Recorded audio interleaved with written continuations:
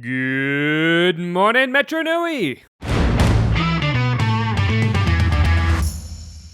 Welcome back to another episode of the Barraki Talk Show. We're your hosts, the Mielik brothers, Jacob, Samuel, Thomas, and we're glad you're joining us today as we talk our way through the weird and wondrous world of Bionicle.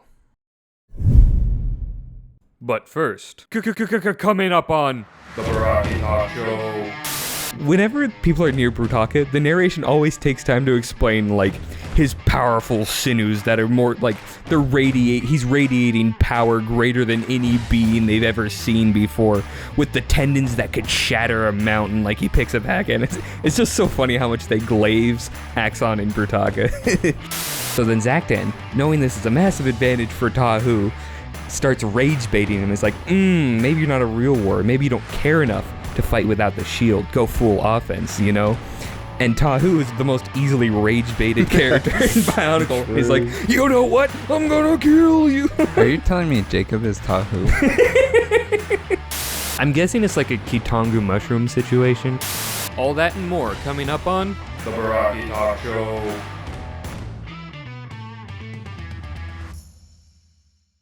We've seen what the Piraka are, and we've seen what the Piraka can do. And in this episode, we'll see what they have done. Starting off the events section, I want to go over what we'll be covering. We will be covering the events of Island of Doom and Dark Destiny, the first two books of this series. So, the Toa and Inika are not present as Toa in either of these two books. It's mostly just about the Piraka and the Toa Nuva. Because as we knew from the last episode, the Toa Nuva went missing and disappeared. How did that happen? What did they do? They got captured? And in these books, we find out. It's kind of disappointing. Okay, so we'll start with Island of Doom. How this book begins is that the Toa Nuva are told by Duma and Nuju that Madanui is dying, not sleeping. I do like that they gave Nuju a thing, because, like, yeah, he's, you know, he sees... Looks at the stars. Yeah. So, they need to go to an island that shouldn't exist and grab the Mask of Life. And Takanuva can't go with them because they need at least one Toa to stay and defend the city, which I'm like, both a good and bad choice, right? Because you want all the firepower you can get to save the entire universe, but you want to have something to stay home and save it. So I guess it's reasonable. It's understandable. And as they leave, Takanuva's like, do you think they'll be all right? And Duma says, no, I do not. Way to show confidence, Duma. It's like, were you the ones that's sending them? Are you stupid? I know it's supposed to be like, you know, just an ominous thing and like he's worried about it, but it comes off like Duma's like, I don't care if they die. Which, I know. If it was Bakama who said that, you'd be like, oh, okay, wow, that's really, like, because he would have confidence in them, right? And to have him feel like the threat is going to overwhelm the Toa Nuva is like, wow, that's really ominous. But to have Duma do it, who hates basically everybody and thinks they're all dumb, incompetent losers, it's like... Duma's like, a Vaki can do it. I don't know if I like that. Yeah, I know. It's just... Duma's such an interesting character. He's a strange little critter. Some sort of a little freak, if you will. So, the Toa Nuva get into Toa canisters that Duma had prepared, and they go to Voya Nui. It's all. Where did Duma get the Toa canisters? Who knows? He was the Traga of Metro Nui. I assume he had Toa canisters laying around. Because, like, it says that they're scattered, like, all over, everywhere, for Toa to get to places. That makes sense. Yeah. I kind of like that concept because it makes the Toa canisters make more sense. It does make more sense. Because I think without that, the Toa canisters just feel like... It's like, where did they come from? What's the point? Yeah. You know, like, were they designed specifically for Toa? Yeah. And then we learn, like, yeah, they were actually. So the Toa are doing that, and then we cut to Voya Nui, where a Matoran named Garen, we know this guy. Wait. That's the guy from the movie. No, they were never in any movie. I know. Sadly. I know. Dude, imagining these as a movie would have been... I demand a Matoran Resistance movie right now. Get on that, fan. We should make it. Let's go. We could totally make it. Yeah, because it won't take a whole lot of time and effort. No, it'll be fine. Arthur and Jared can handle it. I'm kidding. That's a joke. Shout out to Arthur and Jared. You guys can do anything if you put your minds to it. That's not true. They can't become a bonkle. I wish I could be a bonk. Arthur and Jared transplanting their brains into a mechanical shell. It's like, watch Plastic me. one. A plastic shell. Rudaka specifically. That's the one Jacob would transplant Not himself Rudaka, into. just a vortex. A male vortex. Nope. What? Anyway, on Voya Nui, Garen's looking around for water because they're in a drought. And he uses his special tools to dig and look for water. So if you remember, those are pulse bolts, which are little bolts of energy that get more powerful the further they travel until they dissipate. Samuel, And so- insert the clip from a Mickey Mouse Clubhouse where they say, this is a special tool used for later. And it's just Garen's pulse bolt I mean, he uses thingies. it all the time. It's super useful because he's just shooting in the ground trying to find like groundwater that'll well up. Yeah. I'm like, cool way to do it. So as he's doing that, toa canisters are washing ashore all over the island. And Garen is like, hallelujah, the toa are here. We're going to be saved, right? The Piraka emerge from the toa canisters. How did the Piraka find the toa canisters? That will be explained in Legacy of Evil. Legacy of Evil, yes. Yes. So stay tuned for Legacy of Evil. So, the Piraka emerge from the canisters, and they pretend to be Toa, but with varying levels of success. So, like, they all meet the respective Matoran Resistance members, and, like, so Hakan's walking along. Well, they're not all the color paired. They just meet Matoran Resistance members. Mm-hmm. Hakan is going along with one of them, and that's when he kills the herd of Kikanolo. He just looks at them, they're all dead. Dang. Matoran was like, why? He's like, they were blocking my view. Nice. Yeah. And Thok, when he gets out, he immediately kills the Vizorak with the bush. And I think Piruk was watching that one. He's just like, okay, that was a little violent for a Toa. And Zakdan is just a creepy bug dude to begin with. No, like, he wasn't really fooling anyone because everyone's like, why are you like humming and shifting all the time? I don't think that's a trait of the Toa. Not a normal thing. Nope. So Vezok's pod, before he got to the island, was actually leaking and it sunk. And when he tried to get out, he found it was welded shut. So he had to break out and swim all the way to Voya Nui. Wonder how that could have possibly would have happened. done him wonders then. Mm-hmm. But that's just so funny because he's all Vezok. mad. He's like, grr. I wonder how that could have happened. I'm sure it had nothing to do with any of the other Piraka. Yeah. And Balta meets Avak. And when they first meet, Avak imprisons Balta in one of his prisons just for fun. And I'm like, you guys are terrible at pretending to be Toa. So, the Matoran are still convinced, and a lot of this it comes with, like, the vain hope, like, that they can make things better, because Voya Nui's in a drought and everything's terrible there all the time. So they're coping, like, really, really hard. Drinking pure copium. Yeah. I was just gonna say they're just spending all their days mining for copium. Yeah. They think they're still Toa, but they do acknowledge that they're really weird and bad Toa. Like, they're not good at their jobs. And so the Piraka kind of take control of the villagers and like, okay, mine all of the lava out of the volcano. They're like, build us a massive stronghold with Nektan and checkpoints all over the island. And while the Matoran are doing this, the Piraka do not help them in any way. They don't help them find water. They don't help them get food. They don't help them make tools. Nothing. They're just ordering them around. And so obviously the Matoran don't like that very much. And eventually some of the Matoran had enough. This is the Matoran resistance. So those 6, they're like, nah, we're not doing this even anymore. Even if they are Toa, they're way beyond the pale and crazy. So that's when they steal Avak's Zamersphere launcher. And that's when the Matoran resistance officially begins, because that's their first act of rebellion. So they get chased down because of this, and as they're going through, Vezok is chasing after them. And this is where Dalu uses her power to ward off Vezok. So as the others are fleeing, she leads them away, or she doesn't lead them away. They're all in their shelter, and she's the one trying to defend it. What she ends up doing as he's coming up to where they're hiding, is she enhances his speed so that he runs super fast, like headlong into a boulder, and he's like, ow.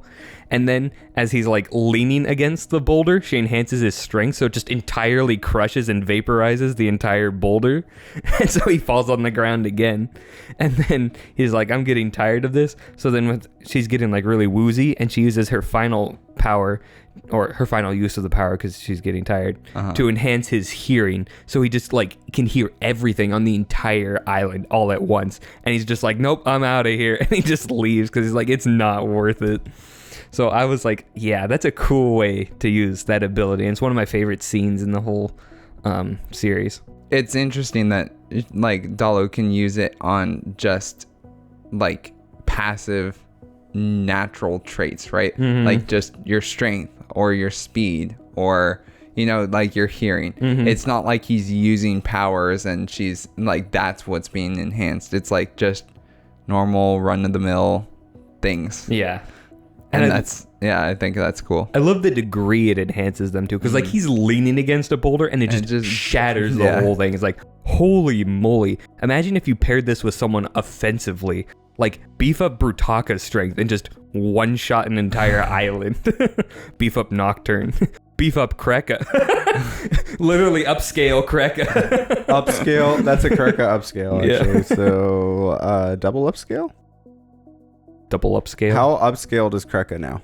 Well, this doesn't really upscale Kreka. I mean, not in any way that he hasn't been upscaled before. So, wait, hold on, question. Unless if you use it on Does him. this, like, double the amount of power? We don't know.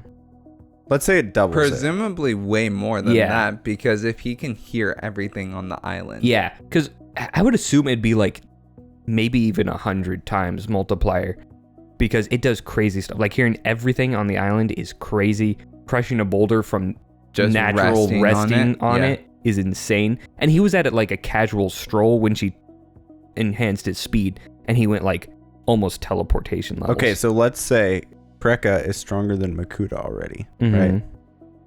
That times 100. That's almost this. Piraka could one shot the Great Spirit with that. I'm pretty sure he could. Yeah, just bam, uppercut. Yep. That would be heckin' sick, actually. Dalu that's why I said I don't know if it puts it at a certain limit or if it just enhances what is already there. So if it does just like multiply whatever the base strength is, Dalu is a broken character. Imagine like imprisoning Dalu and just forcing her to like use her ability on you at all times. That'd be horrible. It doesn't last very long, and she can only use it like 3 times before passing out. Yeah, fair enough. So it'd be like, enhance my cooking ability. And you chop an onion in like 2 seconds flat. Then she's like dead on the floor. You're like, dang it. And this is like an innate ability, or it's her tool? It's her tool ability. Okay, so where do they get these tools from? Karzani. Okay, so time to go raid Karzani, get us some. Which implies that Karzani has access to like or just these tools. Yeah, or just hand the tools to like either a more powerful being or just pass them between Matoran. Like if it's like, okay, I passed out, it's like I'll take the tools, and it's like just get a whole line. I would just like strap it to my back, like pointing at me at all times. That's not how that works. Why not? It's not like an ongoing effect that emanates from the weapon. So if you shot yourself with a tool to increase your like stamina or mental stamina or whatever you would need to not drain yourself, then could you use the tool in that amount of time? I think you can only use one effect at a time. Okay. Yeah. And I don't think you can use it on yourself. But also, I don't know how useful it'd be for any physical capacity, because it doesn't upgrade your other strength. So like when she increases Vezok's strength, it doesn't increase his durability. He survives crushing the boulder because he's already super durable. Right? So like if you used like the speed on Matoran and you ran, it'd probably just rip you apart. Yeah. Well, I'm not saying like to necessarily use it on Matoran, but if you wanted to be able to use it on, I guess if it's only one thing, it doesn't matter. But like, yeah, if you wanted to use it on multiple enemies or whatever it may be, and you didn't want to just use it 3 times without being drained, like even if you couldn't use it on yourself, you could have one of your friends shoot you with it, right? Giving you that increased strength that would allow you to use the weapon multiple times until it wears off, right? And then I don't think it's mental. I think it's only physical capabilities it can enhance. So, this is a totally box or. yeah. Back to the Piraka events. So, after Vezok leaves, Piruk infiltrates the Piraka base and sees Zaktan nearly kill Avak via prototype suffocation, because Avak was being a little rascal. All rascal. Yeah, he's like, well, mostly it was because Avak let the launcher get stolen. So Zaktan's like, you heckin' useless piece of garbage. Like, you get punished like Mesogog style.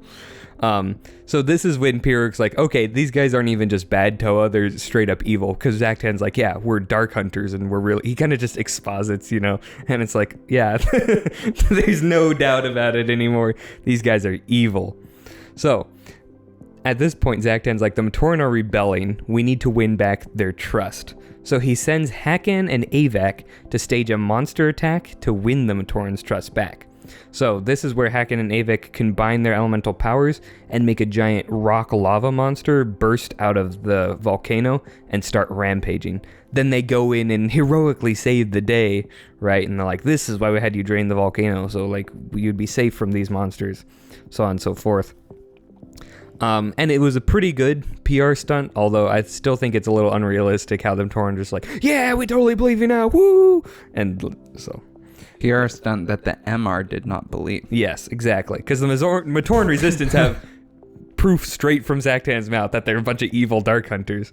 And the Matoran Resistance are like, we don't believe this. Have everyone gather in the Matoran village so that we can deliver the news and all turn against the Piraka together. So while they're all getting gathered up, Zaktan has a massive crystal vault, or vat, yeah. Massive crystal vat in the Piraka stronghold full of like green goo and whatever. And this is where we learn that it is mind control goo. So he puts a Zammer sphere into the goo and then shoots it into a Matoran that he had captive. And this Matoran becomes completely and totally obedient to the point of like killing itself.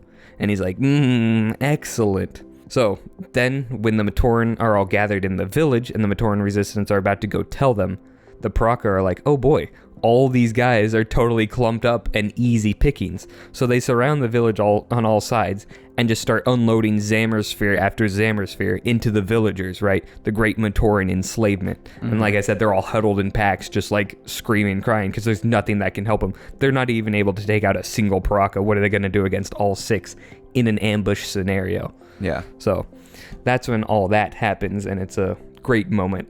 Read these books, guys, okay? They're really fun. But then, when all they're seems... really fun. Yeah. You say after you just described, like, just a massacre. Mm-hmm. Well, they don't die. That's the only upside.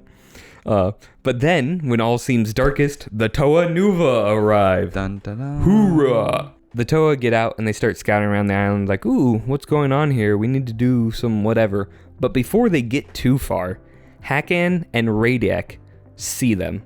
And they're like, okay, we need to go tell the other Piraka and, you know, formulate a plan on what to do about these Toa. However, Radiak does not care at all and just starts chucking boulders at them. This is when the big fight of the book starts. This is kind of like the main event of the book. And it's going to be a lot to talk about because this is a very important fight.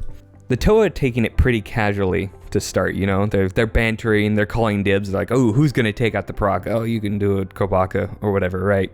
Because getting boulders thrown at them, that's nothing. That's a Tuesday. Pohatu loves that, actually. Yeah. So, Radiak is like, boulders aren't working. I'm just going to run at him and try to take him out. Onua hits him with a massive earth column, and Radiak like stumbles, but he isn't knocked out.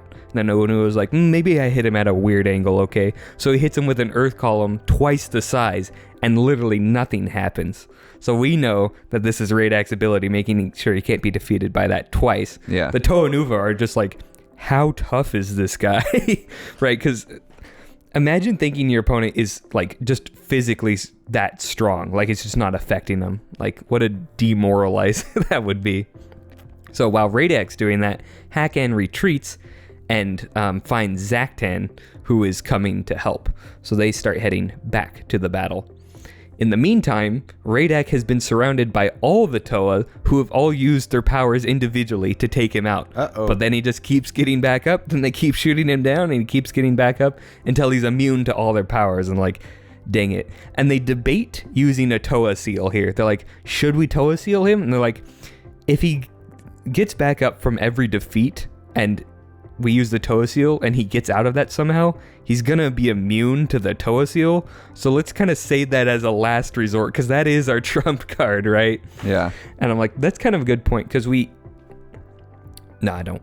I shan't spoil how the fight ends.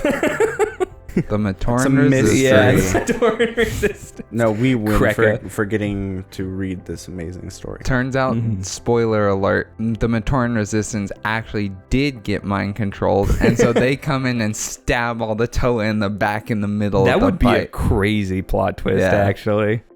Bionicle Revised, if you're listening and you get to Voya Nui, write that down. Win. Ooh. So, the plan, instead of like using a Toa seal on Radak, is like, let's try more natural forces to deal with him. So what they do is they combine the powers and launch him like 500 feet in the air. Who does that? The Toa do. Wait, but what powers do they combine to do that? I think Pohatu launches him, and then Lua hits him with a cyclone, so that he just goes straight up. Nice. And so then he falls down, and it says his fall literally caused the mountainside to shake. And then he gets back up totally unharmed. And they're like, no. I'll get knocked down. I'll get up again. And this is a cool setup, because earlier it was mentioned that one of the Matoran resistance saw Radak jump headfirst off a cliff. So that's where he got the resistance That's what I was to the gonna falling ask, like, off. how did he get that? And I'm like, That's so stupid. I know. I'm like, oh, How that's does cool. that work? Well, because later on, you figure out in one of the comics that Thok was the one that pushed him off the cliff. It's still just dumb that, like, oh, he fell off a cliff, so now he's immune to falling off of cliffs. Yep. No, he's just immune He's to just immune to fall falling in. damage. Yeah. Straight up. That's ridiculous. Which is so funny. I'm like, this is such a busted ability. power. I know. So, he's totally unharmed, and in the chaos, because now Hakan and Zaktan are starting to come in, Balta steals Zamir spheres from Vezok, because they're off in their own part of the thing. And so Balta starts running away, and he knows he's being chased, and he hands the spheres to the other Matoran, and he's like, get those out of here, I'm gonna lead Thok and Vezok away, because they're both chasing him. So then Thok and Vezok chase him, Balta hides in a cave, and they're like, we're not gonna waste time searching for him, so they just collapse the entrance of the cave and go home. Nice. Which is so funny. It's like, they're just so lazy. That's such a Piraka thing. Man. Yeah. But then we cut back, and Hakan has ambushed Golly as Zaktan draws the other Toa's attention. So this is where we get like the first true one-on-one, like classic Bionicle battle. And it starts off with him mentally blasting her, and it gets her off balance for a second, but Golly's like mentally strong, so it doesn't incapacitate her. She responds by conjuring a water sphere around Hakan's like entire body, so he starts drowning, obviously, because he's encased in water. But then he uses his heat vision and boils away all the water, and he's unharmed because he's, semi-immune to fire. And then he starts shooting Holly with the heat vision, but she's dodging or deflecting it. And then he does something really cool. He turns his heat vision into like a wide area of effect sort of thing. So it's just a bunch of heat going out. So the water just boils off. Well, he already boiled away the water around him. his Now he's head. just shooting at Golly. Yeah. So now, with the wide thing, Golly conjures rain to keep herself cool. So it's kind of a standoff with Hakan shooting the heat vision and Golly using the rain. But then, Hakan uses a mental blast while still shooting the heat vision, and it catches Golly off guard, and she goes down. I was like, that's a pretty cool matchup. In the meantime, Leiwa goes Ultra Instinct and starts clowning on Radak like a ninja, because Radak is like charging at him. They're like, we can't keep this guy down. And so Lua goes into serious mode, and it's not a mode we've ever seen him before.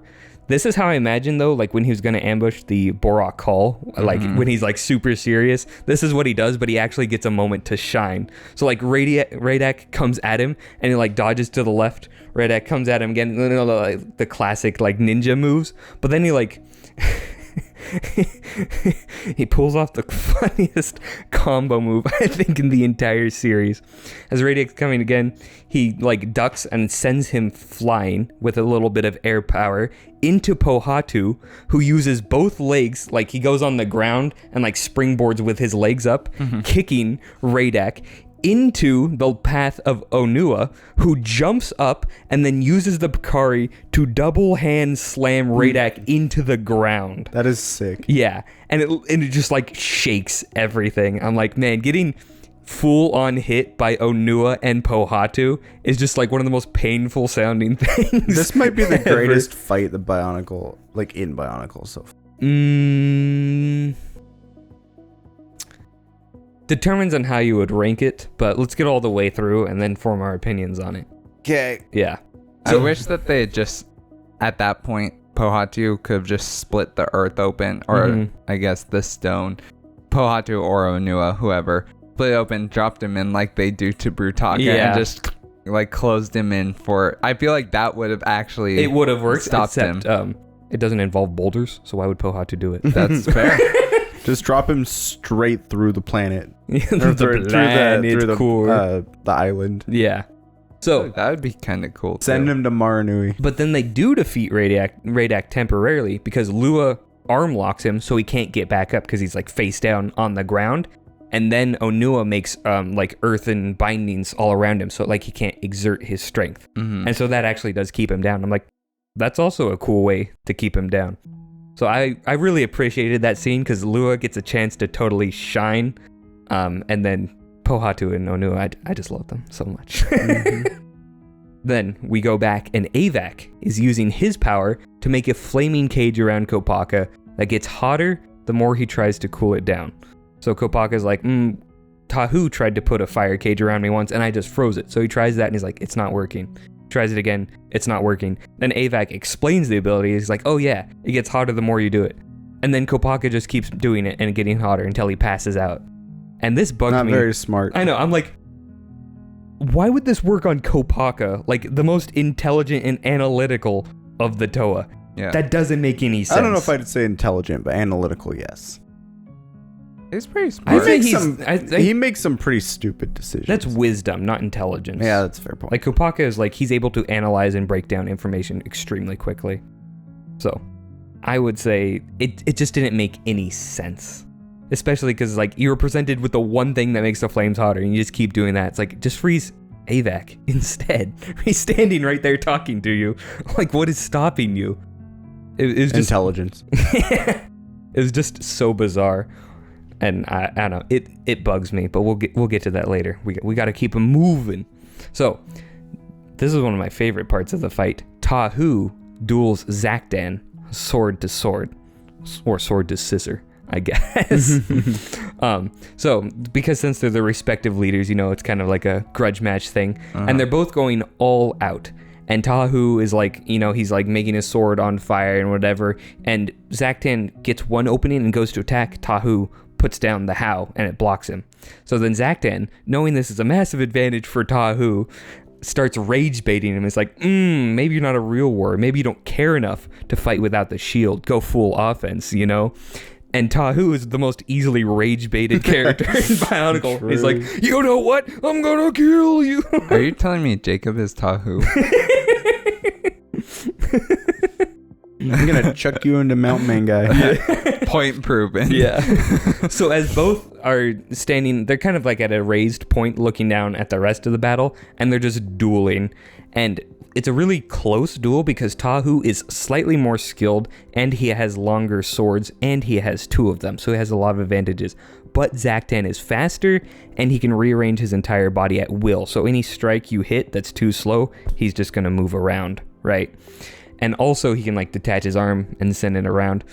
And eventually, Tahu is getting like so mad and involved that Zaktan gets a hit in, and he stabs Tahu. And instead of that just being like one normal stab that Tahu could recover from, that's when he sends all the prototypes the blade is made out of into Tahu. And it's just a really like crazy uncomfortable scene because all the prototypes go through his body and like start filling his eyes and vision so he can't see anything. And then he just passes out because your body's not designed to handle something like that. So my body's definitely not. What does that mean? I mean, I could never handle that many microorganisms. It's way too many. I'm just saying, like a human would not be able to handle that. Yeah. Like, definitely not. It's like if a Toa can't handle it, a human for sure can't. Yeah, true. Just imagine a bunch of tiny little two-headed lizards all inside your body. Wait, why didn't Tahu just like burn Zaktan to pieces? It would have killed him. He does use his firepower and burn parts of Zaktan. But like the parts that he's hitting, Zaktan just replaces with the prototypes from the rest of his body. Because like when they're clashing swords, he uses it and burns away part of it, but then just reforms. I don't know why he doesn't keep doing it, because you have to mark it down to he's getting rage baited. Yeah. So. Or also that like he just doesn't want to kill him, and he doesn't know at what point he would actually be entirely dead. Yeah. Right? Because it's like, how much can you take off before he dies? Mm-hmm. Yeah, who knows? Yeah. Right. So that ends that fight. And it's a really pivotal moment, because that's when you narratively are like, I don't think the Toa Nuva are getting out of this, because that's a really big blow. Yeah. So then we cut to Lua, Pohatu, and Onua, who go to rescue the three others. So they're like, we need to regroup because we're definitely losing. So Lua throws up dust everywhere to hide what's going on. Pohatu speed blitzes and grabs Golly away from Hakan. And then Onua sneaks up and one-shots Avac to go and free Kopaka, which is very funny. Imagine Onua just sneaking up and then wham! Hits you with the strength of like a hydraulic press. And I do also like that moment because it's showing the Toa Nuva are partly losing because of actual strategy. They focused all their energy on Radak and Zaktan. And Radak is a complete tank and can, absorb all that damage. And Zaktan can just avoid all that damage. So they're going after the two worst people to attack, right? Yeah. So Onua he's physically strong enough to take out Avac in a single hit. So it's like, they're not getting overpowered exactly. They're just getting really unlucky and situationally disadvantaged. Yeah. They're also kind of incompetent in a way, like because they're so sure that they can handle it that they don't even take the time to think, maybe we should have thought about this before just rushing in. Yeah. They definitely came off as like kind of pompous. And like they're like, we're Toa Nuva, right? We fought the Rakshi or whatever. And they say this to Radak, and Radak's like, Rakshi? I pick my teeth with Rakshi, which he totally could. Like he would annihilate a Rakshi. Yeah. It wouldn't be close. So the literal sons of Makuta reduced down to nothing. Yeah, pretty much. Picks. I mean, even in the Mecha Nui part, like the Rakshi get their threat level way reduced, right? Yeah. But anyway. It's power creep, man. Yeah. Bionicle suffers from power creep. Not really. It doesn't. Was a joke, Thomas. Oh, okay. That was hilarious. I mean, it kind of does. A little bit it does. Not really, because the last 2 years are Glatorian, and they don't have any powers. Cricket. Glatorian is also sort of a soft reboot, too. I know, so. but still part of Bionicle. Yeah, but soft reboots aren't usually included in power creep. But the Mari... Are you mocking the me? Barraki aren't powerful at all. Most of them don't have powers. Okay. It's power creep that instantly jerks back. Fine, whatever. Fine, okay. You don't have to believe me. You just have to be wrong. Okay. So, now that all the Toa are regathered, with 3 being unconscious but like trying to get back up, Thok brings the mountainside to life as a giant, and it goes to attack him. However, the Toa of stone and earth are both still alive. So Pohatu is like, oh, it's a giant stone giant. giant stone giant. Really smooth. It's a really gargantuan, massive, like a Titanic stone giant. And he just like uses his hands and crushes the entire thing from afar and telekinetically just throws all of the rocks at the Piraka, which is really funny because Doc's like, cool. I have to use all my energy. This is like my finishing move. And then it just gets instantly obliterated and all the Piraka run for their lives because it's an entire mountainside of rubble that's coming after them. And I'm like, what a great display of power from Pohatu. I'm like, that is something a Nuva can do, right? It's like just take an entire thing and just and throw it all at your enemies. So I thought that was one of the coolest things in the fight. Kick me like one of your French boulders. But then we come... What? I don't even know what that's a reference to. Titanic. Paint me like one of your French girls. Bro, slow. Yeah. So I didn't remember that quote. So and I'm not it's online okay. chronically. We'll just Jacob. get you the Picari, and then you'll be fast. that's the Wrong. Kakama. Yeah, we'll Yeah. get you the Kakama, and then you'll We'll be get you fast. the Picari. Maybe I need a Kakama. So anyway, while they're doing that, we come off the high of Pohatu's epic thing to one of the lowest points of the battle, where then Hakan just brain blasts and takes out Pohatu and Lua. And I'm like, how? Like they already showed that he used it on Golly, Yeah. and that didn't even take her out the first time when she was completely unprepared for it. yeah. So it's And like Golly I can understand because she should be mentally one of the strongest, if not the strongest, right? Because she's the most stable of the group. But I'm like, Lua has a lot of history with mind attacks and whatever. I do not believe he would be unprepared for a mental assault. Yeah. Right. And Pohatu, I'm like, he was at full strength. He shouldn't really have been taken out. But whatever. They're both down. And then that leaves only Onua, the goat, left at full strength. And he's standing there. And he's like, this is more or less a direct quote. I didn't put the quote. This is a direct quote. It was a heckin' sick quote. I'm sure it is. But essentially, he's like, okay, I'm gonna go down. I can either flee and try and go get help, or I can go down fighting with the rest of my team. And he's like, I'm gonna go down fighting. it says in that moment, Onua made his decision. He would live or die here as a Toa Nuva. So it was more or less a direct quote. More less than more, but... Anyway, now, sorry, Yeah. continue. So he charges at all four Piraka, Zaktan, Thok, Hakan, and Vezok. And he's like, I'm gonna take them out for good. And it says only their combined abilities of Zaktan, Thok, Hakan, and Vezok were able to stop Onuanuva before he reached them. So Wow. he's down totally. And I'm like, what a wonderful end to that battle, because I heckin' love Onua. And it again goes to show it was a much closer fight than a lot of the fandom makes it out to be, right?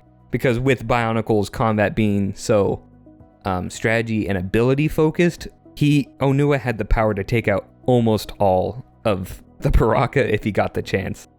Only I think Zaktan and Radak would have been fine enough. You know what they could have done? What? They could have just Nova blasted. That would have killed them Yeah, so. and destroyed the Mask What's of your Life. point? Anyway, so when it ends, the Piraka are kind of like sweating bullets. They're like, oh man, that that was pretty close there.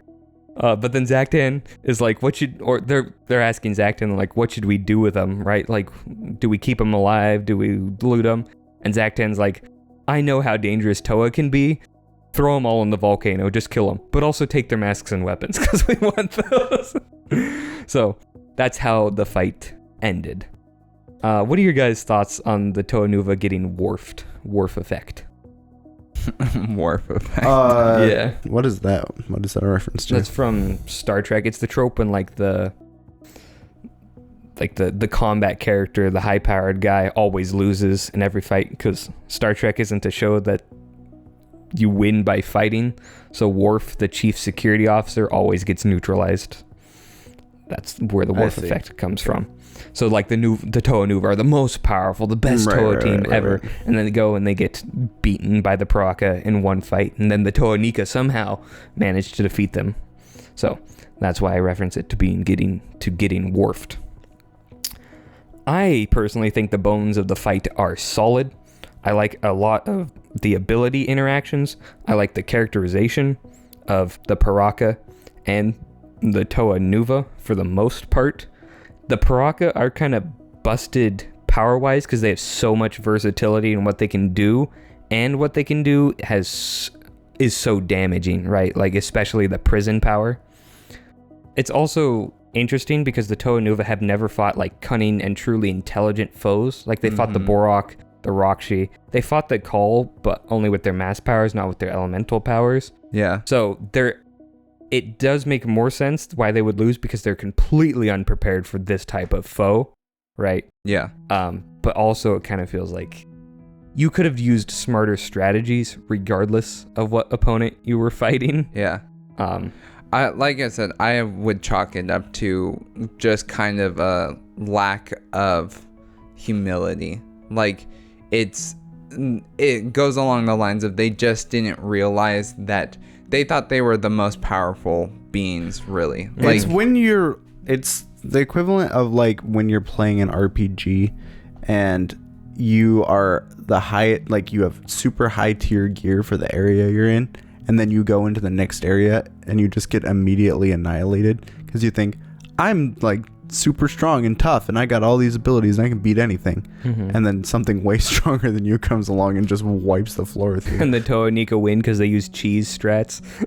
No, literally. I mean, that's essentially what it is. it's funny because... And they come into it much, much, much more cautiously. Yeah. Like, if you put a noob into a game and like, and they don't have all the same stuff that like a more experienced player might have, they can still probably be just as good or better.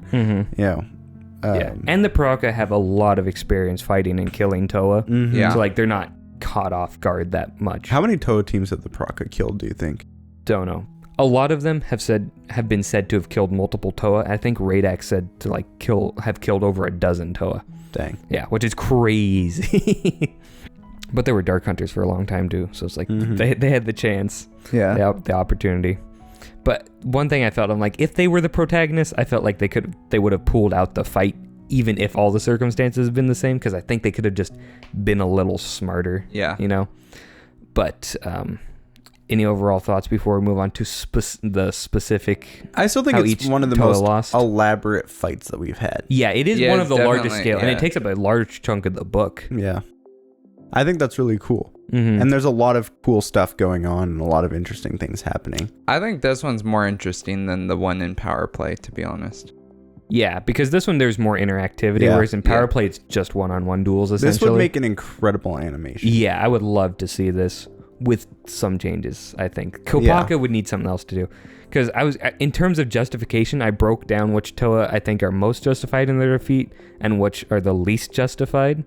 And I think Tahu is by far the most justified because, like, it's playing into his rage to throw him off, right? And Hacktan, he's a snake, right? He's a slimy little weasel. Actually, Zaktan is the snake. I know. I meant to say Zaktan because that's the one he's he fighting. He said Hacktan. Hacktan. Anyway, he's the snake, right? He's getting into Tahu's head, and Tahu has never overcome his rage issues. Yeah, I was gonna say this is like we've literally seen him lose this way multiple times, so it's not surprising that he would then again lose this way. Which Tahu also hates green people, so What? It's like your source, boy. Tahu looking at a bunch of seasick fellows. He's like, you gotta die. Tahu hates Laymatorn.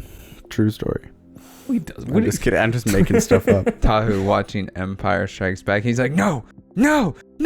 How dare you introduce the little green man? As a good guy. That's funny because there's a set called Bad Guy and it's green. It all makes sense. So I also think the sword fight is really cool, and it's, I think, the only sword fight in Bionicle. It's one of the only few true melee fights that we see in the entire series with powered characters. Like, obviously the Clitorian are going hand to hand, but it's like they don't have anything else to do. I also think the stakes are communicated really well, and it's full of drama, right? Because, like, Tahu was winning. He could win. If he won, it may be enough to save the entire team, but he's held back by his own significant flaws, and the enemy's intelligent enough to play to prey on those flaws. So, and then when he loses, you're like, yeah, the tide is definitely shifting. I can see where this is going. So I don't really have a whole lot of complaints. I just thought of something interesting. Mm-hmm. So how did Zaktan know to use this tactic on Tahu? I don't remember exactly. So if it's not explained in the book, my initial instinct is maybe this is a fairly common trait of Toa, of fire. That's what I was going to say. I would assume it would be. Which would have been, if that's the reason given, or if that is the reason we can infer, it would have been super cool to see him try to use that on Jawa later on, and then see that it does not work on him at all, right? And that's what ultimately leads to Zaktan being defeated, because he uses a losing strategy thinking that it's going to work. Missed opportunity. Yeah. Bionicle revised. Yeah, that would have been, oh man, that would have been do we know for a fact that doesn't happen? Or even at the end. Do? Yeah, we do. Okay. Tahu could have rematched Zaktan and like played more intelligently in one, which also would have been a nice thing. But Tahu does get a bit of redemption in Mystica with his character flaws, so I don't mind him losing because of his flaws in this one. Yeah. The second most justified, I think, is Onua, because while him charging all the Piraka was a stupid move tactically, it made sense, and he's also treated like the major threat that he should be, right? Like he's one of the best fighters, and the Pakari Nuva is straight up just busted, right? And he wasn't going to abandon all of his friends because he's the heart of the team, right? So he wasn't going to leave them and flee. So I think his was fine enough, and he did have the chance to straight up beat 2 or 3 of the Piraka who were there. So it was funny. It's one of the few times the Piraka actually have to use teamwork to take someone down. Yeah. And when they do, it's super effective. I'll give them that. So he kind of went out in a blaze of glory, but it was cool and respectful to the character, I would say. Yeah. Unlike some other people. But third most justified, I think, is Golly, because her fight had a lot of back and forth with Hakan, and it had some cool counters and plays on each side. Like the water bubble move, heckin' love that. That's like waterbender stuff. Cool. Yeah, it's pretty cool. I love the air bubble, water bubble. Yeah. Like Bubbles anything cool. along that line. If you like bubbles, you are gonna love the Next Way series. You're right. What are you gonna say, Jacob?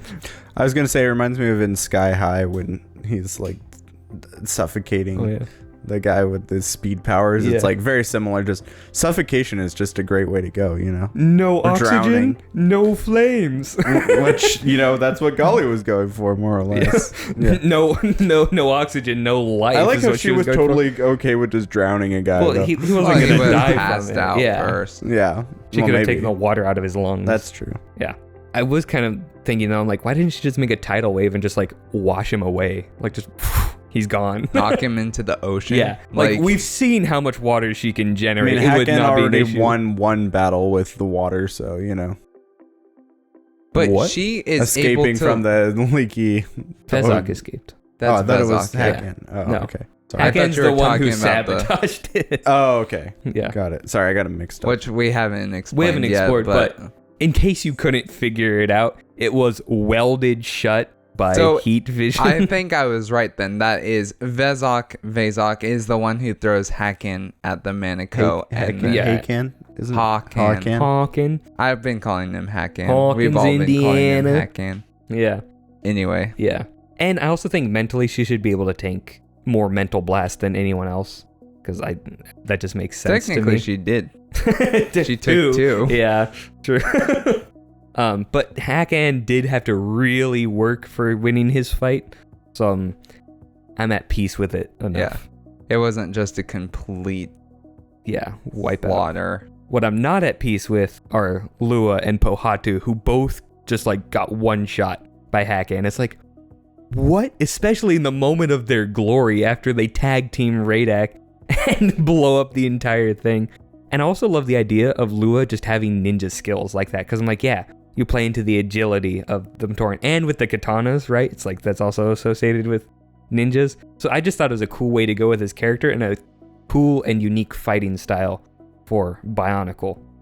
But then it just felt so cheap when they got taken out. I'm like, Greg's like, we got to keep things moving, okay? I can't come up with cool ways to take out all these characters, all these fan favorite franchise defining characters. I'm not bitter. I'm not bitter at all. Are you sure about that? Are you sure about that? It also made me wonder why, because Pohatu grabbed some of them to like regroup and retreat with. I'm like, why didn't they retreat further back to where like they're not in range of the Piraka? That's a good point. It didn't make any sense to me. Valid. But then I think the least justified, and I think you guys will agree with this, is that Kopaka, like, why did he keep freezing the bars? Yeah, Is he stupid? Stupid. I just, because Avac explicitly tells him what the trap is, and like what you're falling right into my trap. Yeah. And I'm like, at least have like Kopaka like try to use his powers on Avac, or fail, or like do some other kind of elemental ability, or try to switch to like the Picari and break out, or something like that. But no, you should have got him monologuing. Yeah, it's just like, okay, I don't know. That one left a really bad taste in my mouth. You got me monologuing. Would you guys think? Would you rank? Would you rank them the same or differently? No, I think this is a pretty good ranking of them. I put a lot of thought into this because when I was reading the book, I was angrily typing all of this out. You're like, stupid. I think it's a good ranking too. I agree. I think with all of them. So if you also felt that the Kopaka, Lua, and Pohatu kills or knockouts, yeah, KOs were unfair, make sure to firebomb Greg Farshti's house. Jeez. Overreaction. Don't do that. Don't do that. Yeah, don't do it. You have to nuke his house. We have to get rid of all evidence, okay? Hit him with a mental blast. That'll take him out. Put him in a fiery cage. Okay? Give him a bottle of liquid nitrogen. Tell him just keep spraying. Yeah, You'll get out eventually. And then be like Nebuchadnezzar's like furnace and just keep cranking up the heat. Dang. Greg, we love you. Yeah, we love you, Greg. The Tahu fight prevents me from doing such actions. No, but I think overall it was fine, and there are enough justifications that I can accept it. Yeah. Now, that is pretty much the end of that book. So now we move on to Dark Destiny, which is much shorter because like nothing happens in this book. So the whole book basically already covered a lot of it. Like it just kind of feels like filler almost. It's like, okay, we took out the Toa Nuva, now the Toa Inika don't come in for another book. What do we do here? So a lot of this is what the Inika are doing as Matoran. So I've taken all those parts out so we won't retread the same ground. Because we already talked about it in the previous episode. Yep. So go check that out if you're interested. Yep. Not the previous episode, the one where we talk about We'll it. also check out the previous episode. Check out all the episodes while you're at it. And all the shorts except too. for episode 8.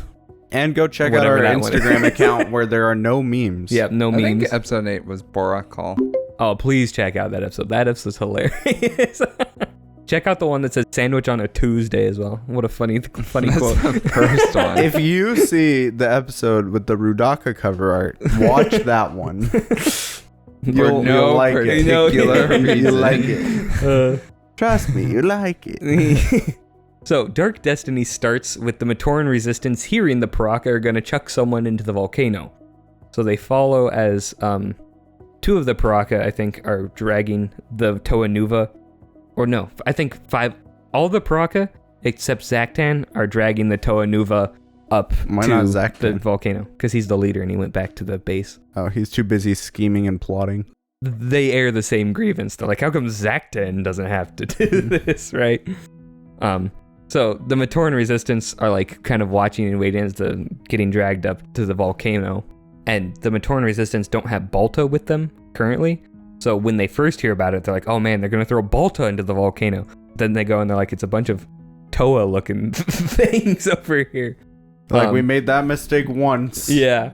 But as they're watching, the volcano has a mini eruption and it sends a massive lava flow to where the Piraka are. So they just drop the Toa and start booking it out of there. Probably Voya smart. Nui coming in to save the day right clutch. there. Yeah. Although Radak could have probably, tanked that. unless he has. I don't know if he could actually. Because with You don't lava, think he's got blasted by hacking at least one time? But lava from a lava launcher may count as different from lava from Mangai. Okay, yeah, this power doesn't make any sense. Valma.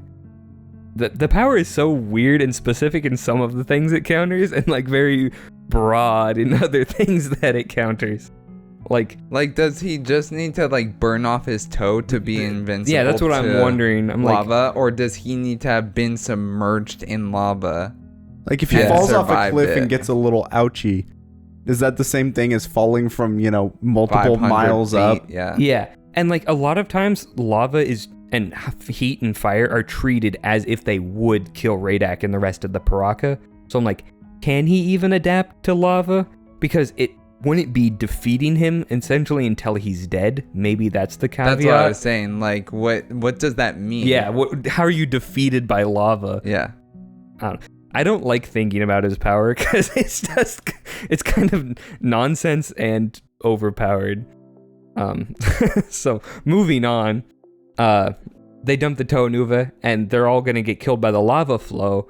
You'd think that the Matoran resistance go and save them, but no, the Nuva wake up and move themselves out of the way. But they're all maskless, so they're super weak and narrative choice. I know. I was like, Greg, why'd you do this? Really dumb. Yeah. So then they're all saved, and we then cut, and Balta is saved from the cave that he was trapped in by Axon, who just like breaks in, and he's like, you gotta go stop the Matoran resistance because they're, and it like cuts to the Matoran resistance, who are now attacking the maskless Toa Nuva. Because they're like, we've been fooled by a bunch of people claiming they're Toa before, and you have a bunch, you because they're Toa Nuva, they look different than normal Toa, and they're like, you don't look like any Toa we know. I have a question. Why didn't Axon go and stop them? He's like, breaks out the little Matoran, and he's like, you go stop them. I don't know. Maybe he figured they'd trust one of their own more than they trust him. Because remember, at this point, the Matoran resistance don't know who Axon is.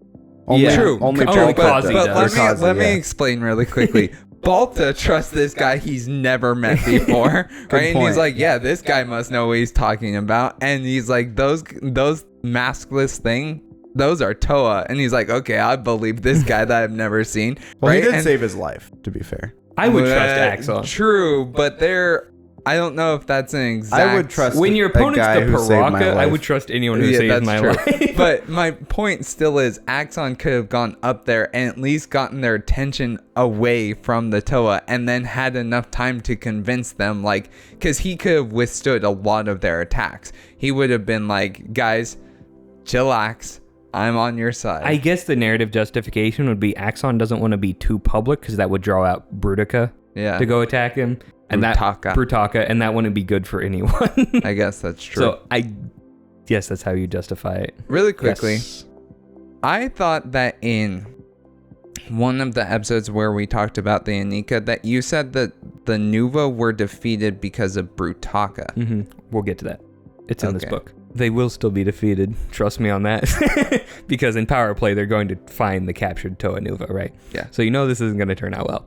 So the Matoran Resistance are attacking the Toa Nuva and harassing them with all their abilities. And even though the Toa Nuva are toolless and maskless, they're still like, I don't even want to go slightly hard on these guys because we will accidentally kill them, right? Like Tahu's like, I'm not going to shoot fire at them. They'll get roasted. But they are like, Pohatu's putting up stone walls to like block shots and stuff.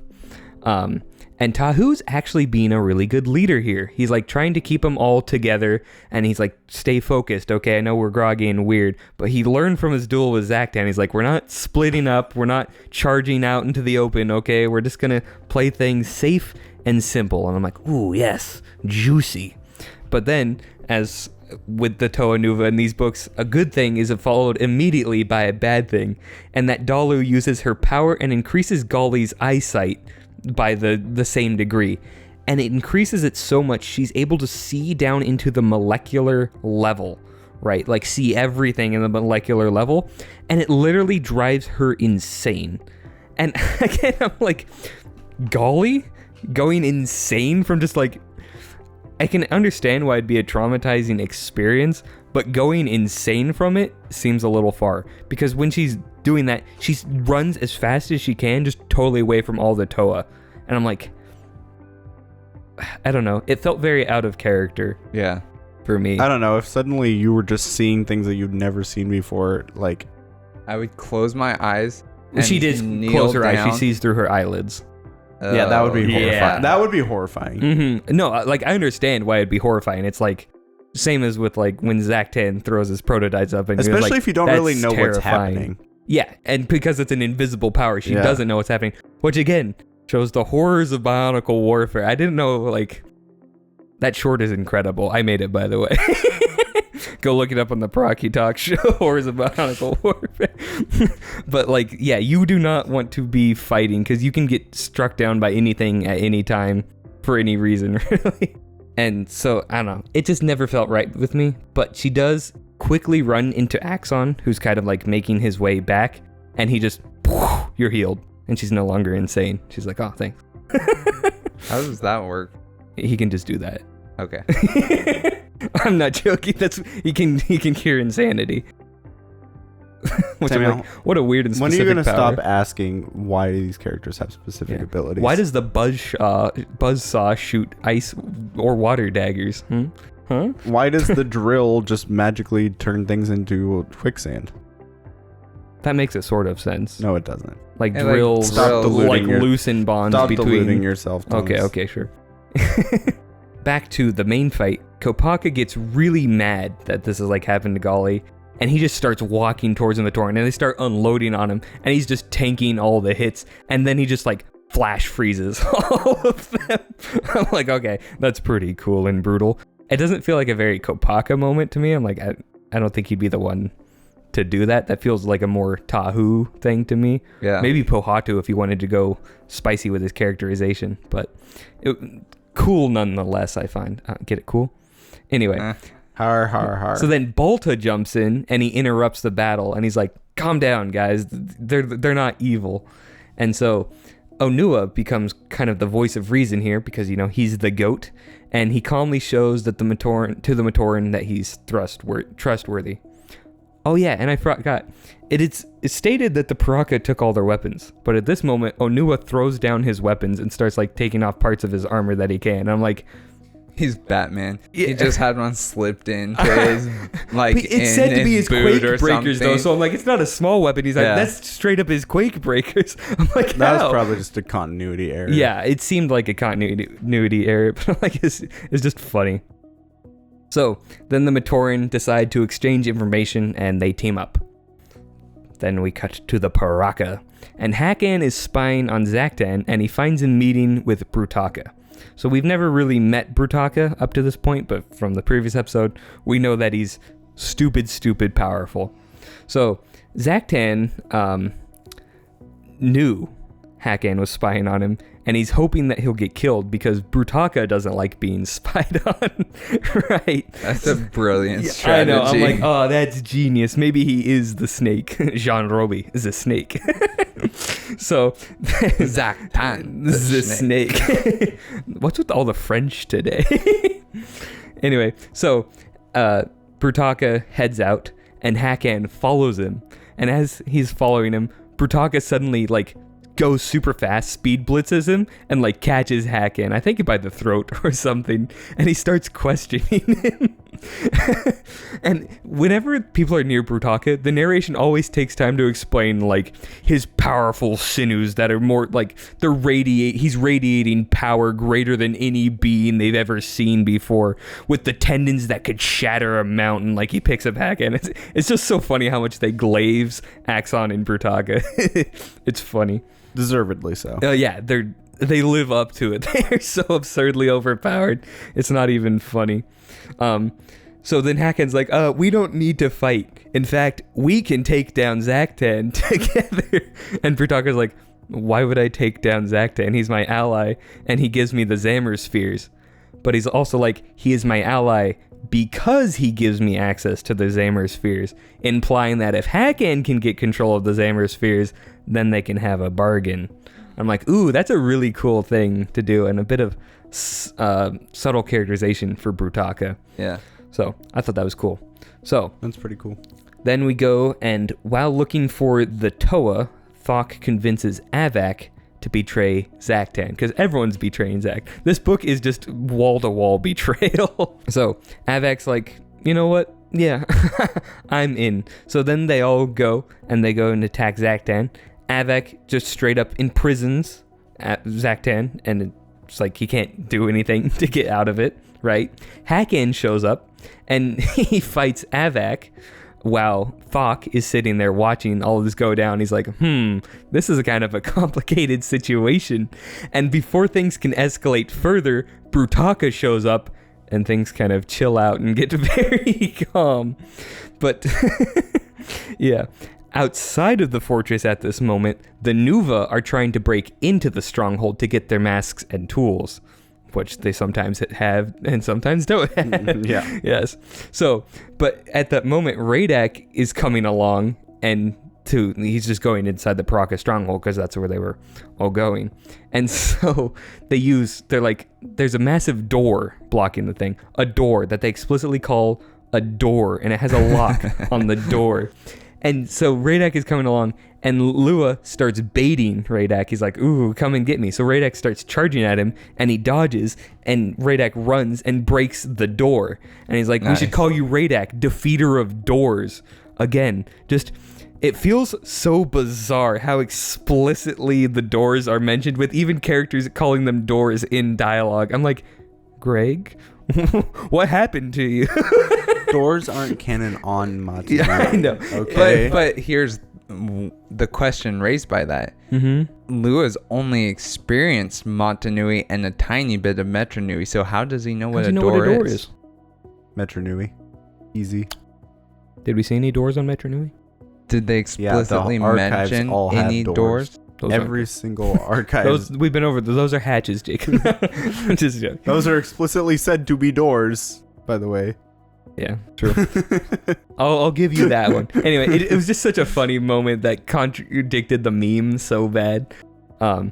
It's also just another use of Lua's ninja skills that he has. So I'm like glad that's a consistent trait.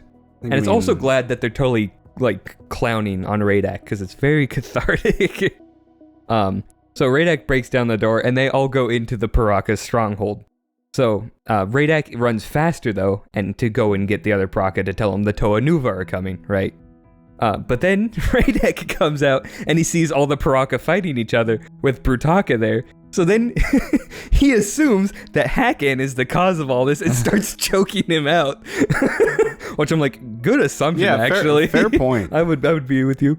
And then he tosses Hakan into Avak, freeing Zaktan. Oh my so god. now it's Zaktan and Brutaka standing against the others, with Thok still kind of on the sidelines, like not wanting to commit, even though he's partly instigated this rebellion. And then the Toa Nuva and the Matoran Resistance barge into all this mess, looking to get revenge, because they got all their gear, they got all their masks, and they're ready for round 2. And they're like, oh, it's going to be a huge blowout between all the Piraka and the Toa, or factions of the Piraka against Brutaka and some of the other Piraka. And we don't get that.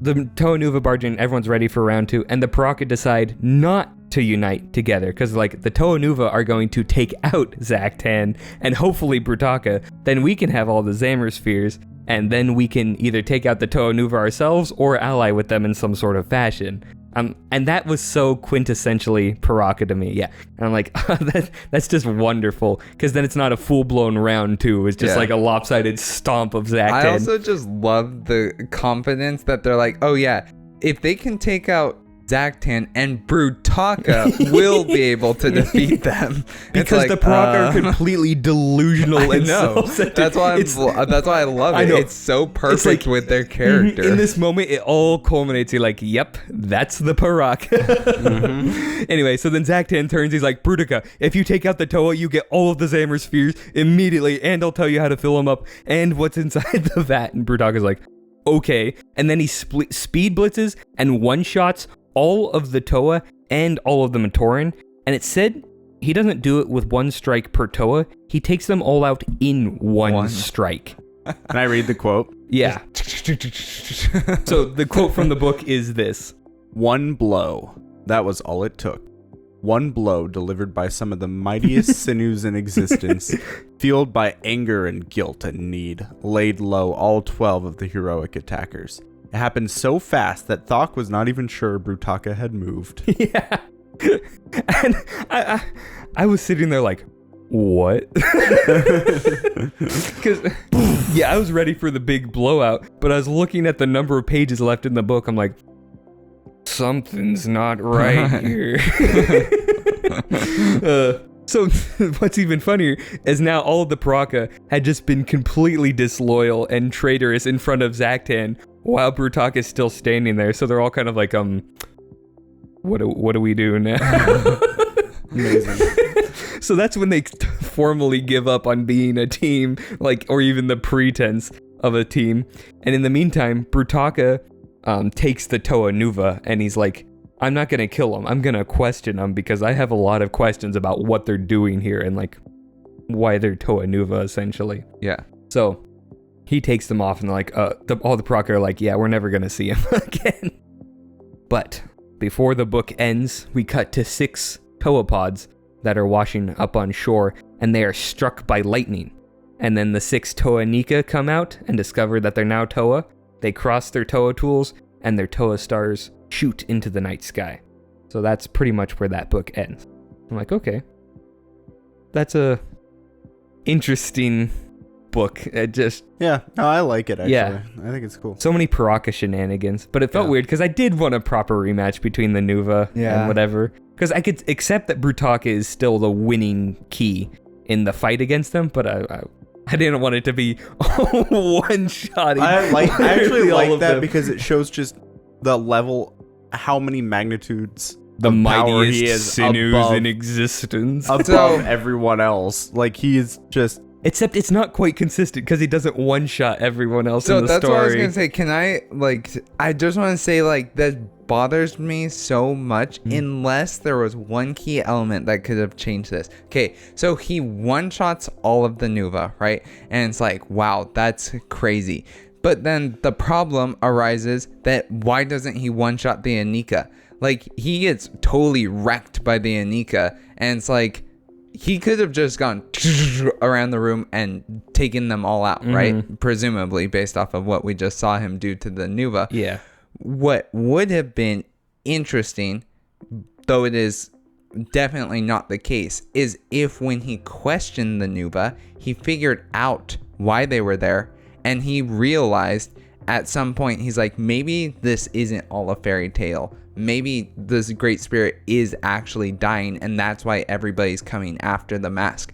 And so it didn't switch like sides for him, but planted that seed of doubt that he was sure that was no longer there, which he's like, you know, like, I just need to seize power. The great spirit doesn't exist, or whatever the case may be. Well, because Brutaka's turn to villainy is because he thinks the great spirits abandoned them. Yeah. Right? So he's like, Right? he And becomes so- an atheist essentially. Which, to see the Toa arrive guided by the great spirit, because they would have known that they came because the stars, right? They were reading the stars. And it's like, so it would have kind of been like, oh, maybe they're right. Maybe it's not coincidental timing that they are showing up here, right? And it's like, it would have been interesting if that just planted that seed of doubt that was enough for him to, when they battled the Inika, he's like, I'm not going to just absolutely annihilate the Inika. I kind of want to see how this plays out.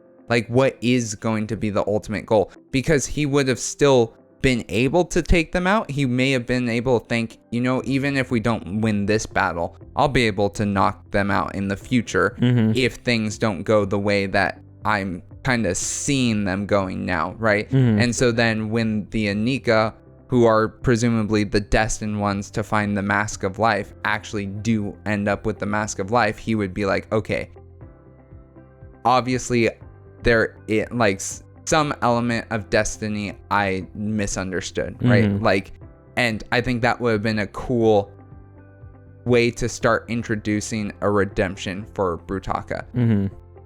They only give hints of Brutaka's redemption, like up way late in Inferno, I believe. Yeah. So yeah, I agree that would have been a way cooler way to do it. It would have been a way to explain why he didn't just unleash all of his power to take out. Because like in Power Play, the big fight, right? Hyuki like has time to like juke him out and hit him with the crevice move, and it's like we've seen him move faster than even the Toa Nuva can react. It's like that's what I'm saying. Exactly. Like there had to be some internal reason for Brutaka to not take out the Inika immediately, and it's like I think that could have been the reason, but I don't. That's just Bionicle revised. Or at the very least, Brutaka gets enhanced by antidermis, right, which is the green stuff in the vat. You could have at least had him be super amped up on like antidermis, that would explain why he's such a high level of power. But they don't really do that, so I'm like, He's like Darth Vader coming out of his. Why can I not think of what they are called? Rejuvenation chamber? Yeah, but what? Back to tank. Back to tank. Like, he just comes rising out of the antidermis vat. Dude, that would have been sick. So, there's one more event thing I want to cover, and that's comic number 2 of the Inika comics. Has an event that doesn't happen in the books, and this is how we figure out Axon being injured in Power Play. Okay. So during this fight, Axon's obviously not helping the Toa Nuva. He's off to do his own thing. In this time, because the timeline of all this stuff is really wibbly wobbly, right? We're a lot of different Gregs. And in this comic, Axon is attacking Radak and Thok. And he's just wiping the floor with them, right? It's not even a close fight. He even says, he's like, 6 Piraka together, that is a challenge. But only 2, that is like, it's like fighting sticks or something, right? Like, and he's literally just picking them up and like chonking them down. Like they're shooting all sorts of stuff. He's just blocking it with his axe casually, and he's going to kill them. Like he's literally like, I'm gonna rid this island of your filth forever. Nice. And then based axe. Yeah, as he's about to take him out, Brutaka hits him with an energy blast from behind and puts him completely out of commission, leading to how the Toa Inika find him in Power Play. So that's why he ends up injured in between these 2 books. Huh. Yeah. I'm like, oh, it's kind of a bummer, though. Bummer. I would have liked to see Axon killed him. As much as I like Thok, like Axon just going ham would have been hilarious. So that is pretty much all for the events. And I didn't have a Chronicler's Corner because we'll cover all the stuff about the Piraka later on that they do. Because it's mostly just events that they go through after this. Yeah. Nothing super secret. Now we move on to the Q&A section. And if you, dear viewer, have any questions or thoughts or anything that you want us to address in an episode, comment in the YouTube comments or Spotify or wherever you're listening, hashtag AskBonkle, and we will try to get to those questions. Assuming you could get them in any existing color, are there any mask molds that you think would have been a better fit for the Inika's designs? And who said this? This is from Joyless Burrito. Okay, so any existing mask molds? It just says, assuming you can get are there any mask molds you think would be a better fit for the Inika's designs? Okay, well, my answer to this is I do think that they probably needed new masks because it's a trend with the Toa that they always get new masks. So I think either way you slice it, they needed new masks. Yeah. That said, there are some really excellent, quote unquote, traditional versions of the Inika masks. So with like the axle connection, on like a regular Metru head, that look really good, and I think I would have much preferred over the rubber ones. Yeah, I would prefer an axle because the connection. designs themselves are actually not terrible. I think a lot of them are terrible. The general idea of the designs are not terrible. It's the idea of being French. Holly. Oh. Oui, oui. I mean, even that is not like a terrible design. It's just the way it was executed that's looks weird. So like there are some good ones out there. I interpreted this as any existing masks that are like official masks. That's what I thought. That's what I interpreted it as too. But okay, but yeah, since you're just expanding it a little bit there. I don't know. I think I fall into the same sort of thought as you, Jacob, where it's like, I don't know if I would pick any existing mask for them because they needed new masks. And all the other masks, I have such a, like, they all have such strong Yeah, because when I think of like connections to the traditional actual masks teams. that I would give to them, I think of only their Mari masks. 'Cause Yeah, I'm like, I would just give them their that's Mari all masks. So that's exactly who I These think are the of. ones I was thinking of. And I think like these take the designs of the masks, like they're immediately recognizable what they're supposed to be, and just makes them into normal masks. Yeah, traditional and masks. and fixes some of the issues. Improves, I mean, fixes some of the issues. Like Kongu's is obviously the most changed because Yeah. his This organic doesn't mask make is any like sense. half reptile for some reason. And then Holly does not have a mustache, so Yeah. there you go. No. My New fringe. Peru, the only downside is New Peru does not have nearly a large enough mohawk, which is a major downgrade in my opinion. Boo. Gotta have the mohawk. That's the whole point of the mask. Yeah, mohawk, man. Bring the mohawk back. But like, if you look at them in comparison, these are clearly much better designs. Yeah. I like them a lot more. Yeah. They wasted all their editing time on Avic's flappy jowls instead of fixing the Toa and Inika masks. They're like, you can choose one or the other. You only get one. So if you are interested in getting some alternate Bionicle masks, you can check out Buryu's Forge on Etsy, and that's where the ones I was looking at are from. I'm not endorsing these. I'm just saying that's where I'm not endorsing these. I'm just saying you should buy them. I said if you're interested in checking them out, that's where they are. Yeah. Why are you on me today? It's just funny. Or Jacob's like, I'm gonna need you to get all the way off my back about this. So, next question is by Space Case 1214 or 1214 if you want to be technical. Or if you want to be super untechnical, 1214. And they say, ask Bonkle, out of the 3 main Toa teams, which Toa is the worst of the respective element character-wise? And so Samuel and I had been discussing this a little bit beforehand, and Jacob, we want to get your opinions. But we were thinking, of the 3 main Toa teams, we'll go element by element, right? So fire, we clearly know the best Toa of fire, and it's not close, Yep. right? Like, it's Jala.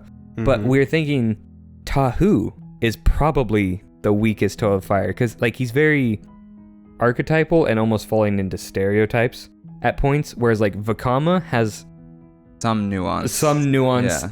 And especially with his God to Fraud arc, there's a lot to dig in there, and then the eventual redemption and time trap. Like, I'm satisfied with what he's come along with as a character, whereas Tahu, you don't get that as much. Yeah. Yeah, I've always... Especially at this point, Yeah, really. especially at this point. I've always thought of the different fire Toa as like different sorts of fire, right? Like Tahu to me is just a raging inferno. Like he's just... Hulk like raging He's fire. just like on all the time. Like, you know, and it's... The power behind that is undeniable. You know, like he is just sheer raw power, you know, but he's really hard to control and he can't control himself. Yeah. Right? Whereas Vakama is like a cutting torch. Yeah, welding torch. He's like, or something. he is very single-minded, precise, focused. Yeah. And you can channel his power up or down. Right. Exactly. Yeah. And sometimes he's just like almost off. And like that is like not... Tahu was never like that, you know, ever. Tahu's 100% all the time. on all the time, yeah.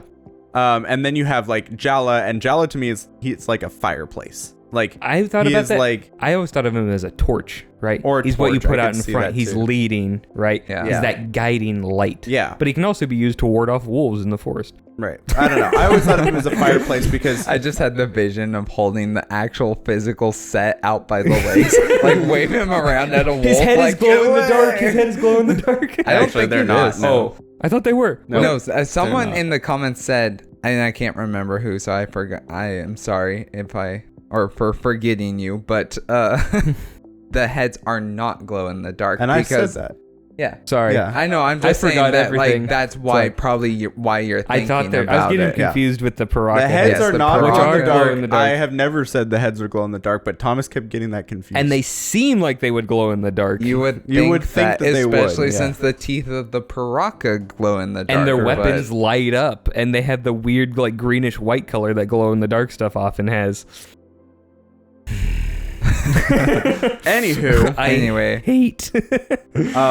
yeah, I think of Jala as like the campfire. He's like, the one that like it's useful, it's powerful, it's effective, it does what it needs to do, and it's in control. but it's controlled, Yes. and it's like comforting and warm rather than You can get the most use out of that fire by far. It is optimal human fire. right, exactly. Like and an inferno is not comfortable. A cutting torch is not comfortable, but like a campfire is like you want to be around it, so Because he's a leader. yeah, exactly. Yeah, so I've always that's how I've imagined it. Yeah. So, but do you agree Tahu's the weakest? Character-wise? Character-wise, I think so, and that's at least partially because we get the least from him. Yeah. At least up to this point in the story. I think taken holistically, I would actually say Vakama, but that's for another time. No, that's for literally right now. Is this technically Chronicler's Corner? This is post Chronicler's Corner. Because I would say that Tahu gets significantly better in the Mystica arc. He does, but we still don't get I don't think we get any defining moments from him that really change my perspective. He just becomes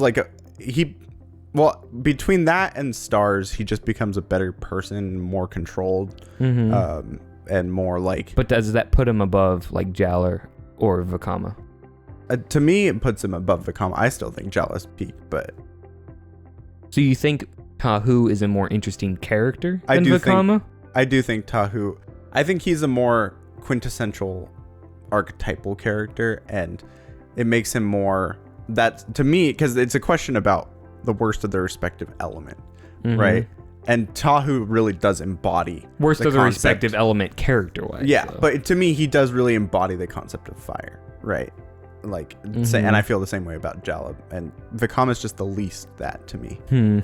Vakama could really be switched out with another element, and it wouldn't drastically affect his personality. It would only affect the leader part. So if you want to stay with the theme of Red being leader, and Red of course has to be fire. What do you think, Samuel? Did Jacob convince you? Are you switching your vote? No. Okay. I think it's overruled. We are voting Tahu as the worst, but Jacob dissenting opinion with Vakama. So now we move on to we'll do water next.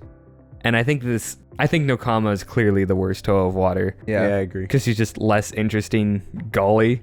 Yeah. Only Nokama Hortica is more interesting than I think, but we don't get to see that much of her. So it's hard to make definitive judgments. Yeah. And I think it's a shame because I do like Nokama, but she just doesn't do anything. Yeah, really, it's except for be a passive. She doesn't conjure emotions in you. I'm just okay, it's Nokama. Yeah. Whereas I really like Holly. I think she's... She has I think really we like put Holly at the top and then Golly in the middle. What I really like about Holly is she Golly. has a lot of agency. She does a ton of stuff on her own. And she has to figure things out. Yeah. And especially in particular in the Mari arc when she's trying to figure out how to work around now suddenly becoming the most powerful member of the team. By far. Whoa, okay, this is a whole new realm, and that's really cool. Yeah. I would probably rank them Golly or Holly. Golly. Yeah. No comment. I think that's Just because of the Mari arc specifically, and I love that whole character growth she experiences. Yeah. Not to mention both Golly and Holly get epic moments later on, like the Nova Blast that Golly does. Oh my gosh, that's so cool. Golly's really cool too. Yeah. I really like Golly. So then next we'll go to Ice. So this one's a bit contentious. Who do we think is the best Ice Toa character-wise? Why don't we save Ice for last, actually? Okay. To give you time to mull it over. That is contentious. I think I know what my answer would be. We'll go Air next. So Leiwa, Matau, and Kongu. Well, Leiwa is the obvious winner. Yeah, I think Leiwa is probably the best. Yeah. And I found myself thinking I really like Matt Tao. I think he's interesting, has a really nice dynamic, and the Metro Nui arc would just be worse without Matt Tao in it, which leaves Kongu as the... This was the hardest one when we were discussing, because it was like, they're all good. They're like, Kongu is not bad by any means. This is the one where truly worst should be explained as a relative term. Yes. Right? Yeah. Because none of these are bad characters. None of them, and they're all enjoyable to read about. They're so fun, and they all have their own little things that you can latch on to. Yeah. Right? But like Kongu just has the least. Yeah. Yeah, I agree. He just there's just something it's like hard to grasp. Yeah. It's like air. Yeah. I think he just has the least character development out of the three, because Luo we see go through a lot, right? And like you were talking about his mind control stages, right? Like he's been through it, and you kind of see how he's become wiser from that. And then same thing with Matt Tao, like he's kind of the crazy, just over the top guy at the beginning, and then the more we get to see of him, and as he progresses, he also kind of calms down and focuses a little bit better and understands like, okay, I need to be more of a team player in this. And so like just in those two examples alone, I think you get to see them grow. Whereas Kongu, at least at this point, and I don't really remember, I think Kongu gets pretty sidelined in Mari. I don't remember for sure. But it's just like he never has that moment. He's like, he's already pretty good at what he does, and he's not like hot-headed, he's not stupid, he's not carefree, he's general competence. He also has the disadvantage of being one of the Matoran that we don't really see very much of. And they don't do much with his backstory either. Yeah. Which makes it tough. I think because they didn't want to step on the toes of Jala being captain of the guard, they're like, having Kongu be captain of the Gugo Bird Force would overlap. But I think that could have been cool overlap that would have had nice contrast with each other, because they could have had different like leading styles or something. Or Kongu could have been like giving him advice. And, I was going to say they could have been the strategists of the team, right? Like one looks to the other to figure out like, what should we do, right? Yeah. And plus kind of like Onua and Vakama. Yeah. Leiwa also gets a really good leadership arc in the Fantoka series when they split apart, because he has to lead. Is he? I thought Kopaka was the leader of the Fantoka. It's not Kopaka, it's Leiwa. I mean, it makes sense because it's air. Yeah. They're all in the air. Trust me. So he kind of has that also, that bit of character growth as well, which I like. Yeah. And Matt Tao is just really good as a Turaga too. So now Stone, who's the best? Pohatu's the best. I think that's undisputed. And I think I don't like Onua that much, but I think as a character, he's probably the second best. Like he's so integral to the Metro Nui arc. Yeah, Huki just. I think this is the same thing as Kongu, whereas Huki is not a bad character by any means. He is interesting, but he's not as interesting as the other two. And he suffers the most because his Matoran backstory is just like, he's an athlete, right? And Stone not having a super defined elemental archetype or stereotype to play into or play off of, he's just his layers are more weakened than the others. Yeah. So it's like, there's not as much his to Huki. Strata, if you will. Yeah. He also gets really messed over in Mari by just not having much to do, which... Not as much as Nupuru. Yeah, which is rough. Yeah. So now we come on to Toa of Earth. And this one, again, has a pretty clear worst, but a probably contentious best. Onua, and then there's Nupuru, and there's the other guy. Yeah. I don't remember who he is. Who knew? I can't believe there's only 2 Toa of Earth. I know. Why did they just skip missed one? opportunity for the Metro? He could have been great. He could have been heckin' fantastic, but no. Yeah, I personally rate Onua as the best Toa of Earth for completely biased reasons, but well-founded biased reasons. I actually would agree with this. I think it's a solid tie between Onua and Nupuru, honestly. I think they're both great Toa of Earth for totally different reasons.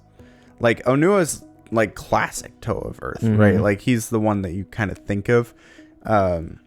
when you are imagining like what a toe of earth should be like. But I love Nuperu's like kind of inventive side and his like taking kind of the minerals of the earth in a different direction. And like, they do illustrate like the two sides you can go with it, and they do both really well. Yeah. I still think Onua is a slightly more compelling character in how he's actually portrayed in the story. Yeah. Like, are there more, like, is there more potential with Nupuru? Oh, yeah. Probably. Definitely. But Onua's execution is just flawless. It's very good, yeah. And so I think I can't give them up I'd have for to that. rank Nupuru higher for potential. But, like, actual, I guess I'd put Onua at top. Bionicle's new potential man, the element of potential.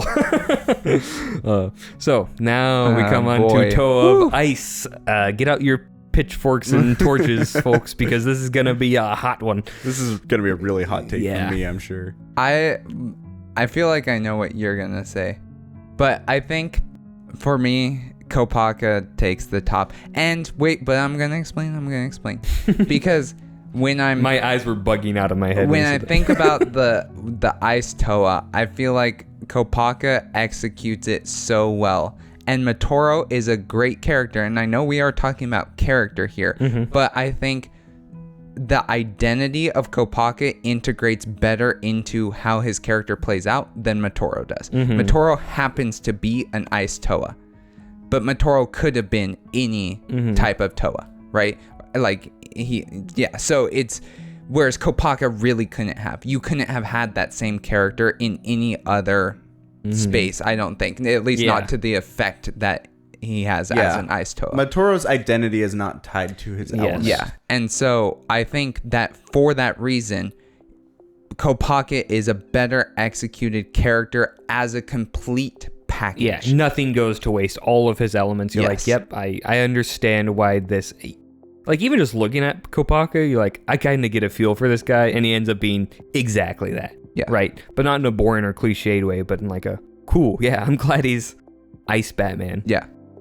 Yeah, I think my really hot take on this is actually, I think I'd put top, which is wild, I know. Guys, get your torches and pitchforks. I know, this is the hot take. Come melt him. Get away from Greg's house. Come to Jacob. And it's really because Matoro ends up at the bottom for me. Again, not because he's a bad character by any means. I love Matoro. He's a great character. He's actually one of my favorite characters in all Bionicle. But his identity just isn't tied to his element, like really at all. I think Nuju's identity is tied so strongly to his element.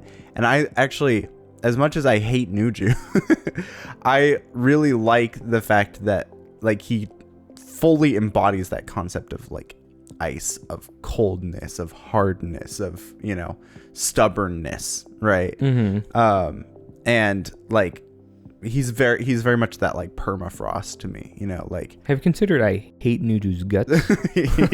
Trust me, I'm no Nuju fan either, but like he just, to me, like he like fully embodies what a Toa of ice like is. Kopaka also does, very much so. But I don't know. There's an element of Kopaka where it's like he's almost too much just Batman to me. Can I rebut this a little bit? I think that... Can you? You're going to rebut my opinion? Well, your opinion was grounded on facts, and you said that Nuju fully embodies ice, as does Kopaka. So...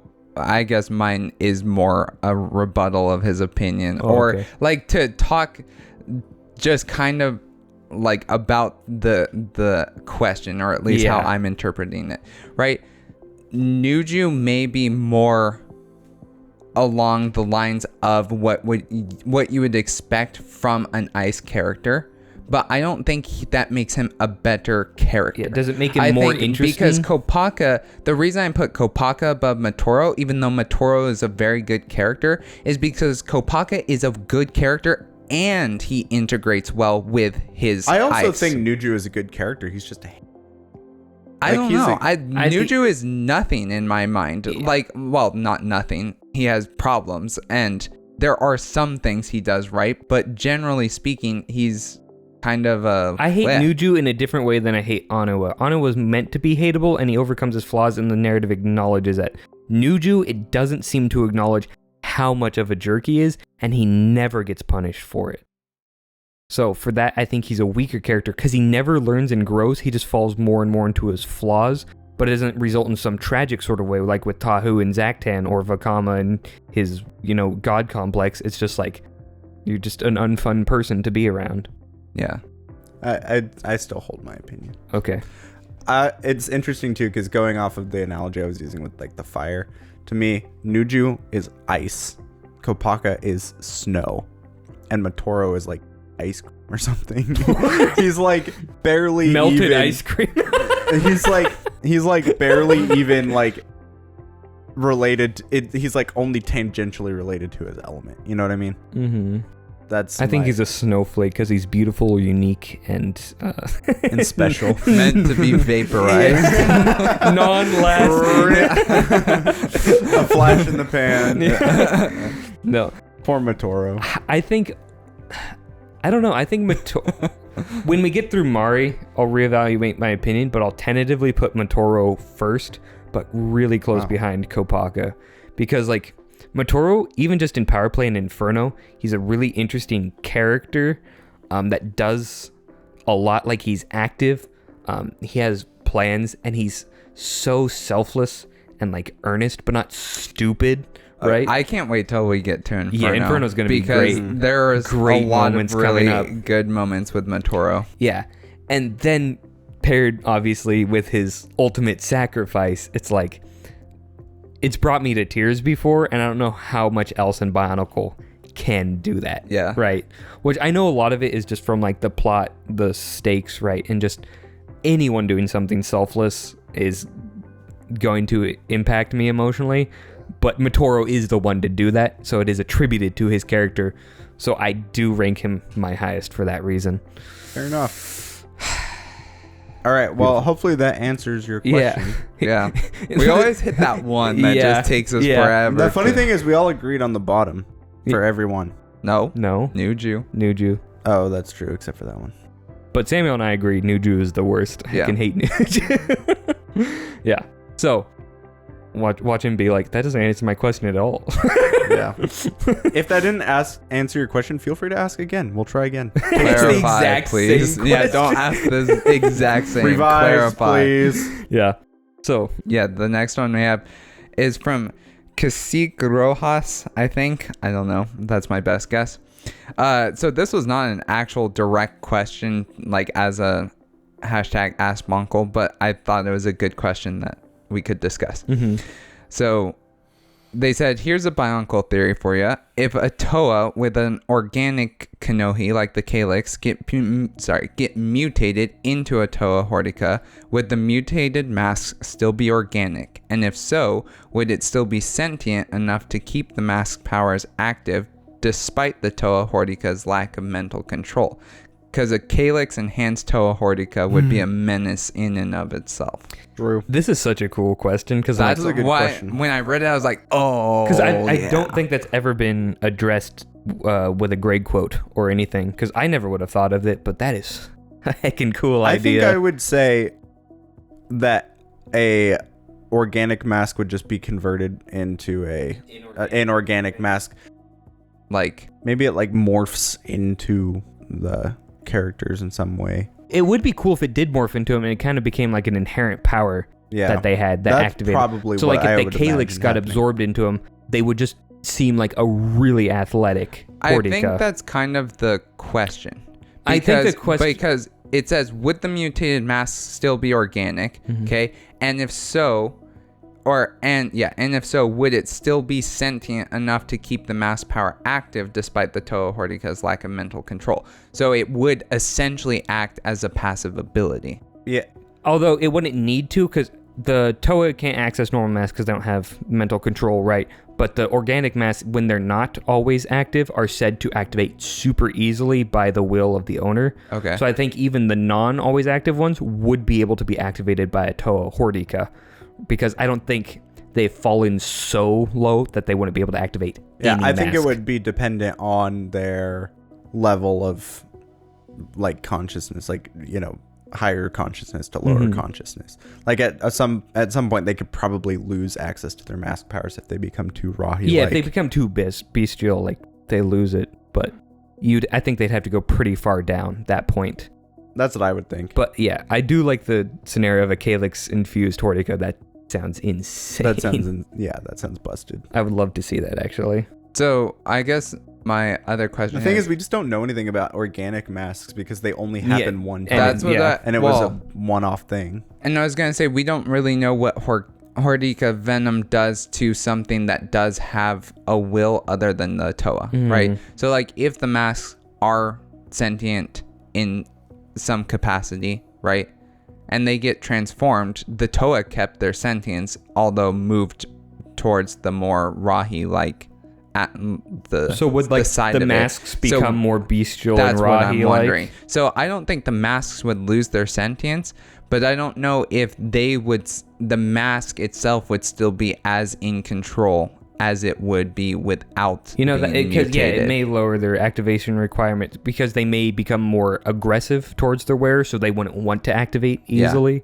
or they could just be outright hostile. Like imagine the Suletu, the mask of telepathy, being bestial and just like transmitting angry thoughts to everyone in a nearby radius constantly, or just like yelling at its owner.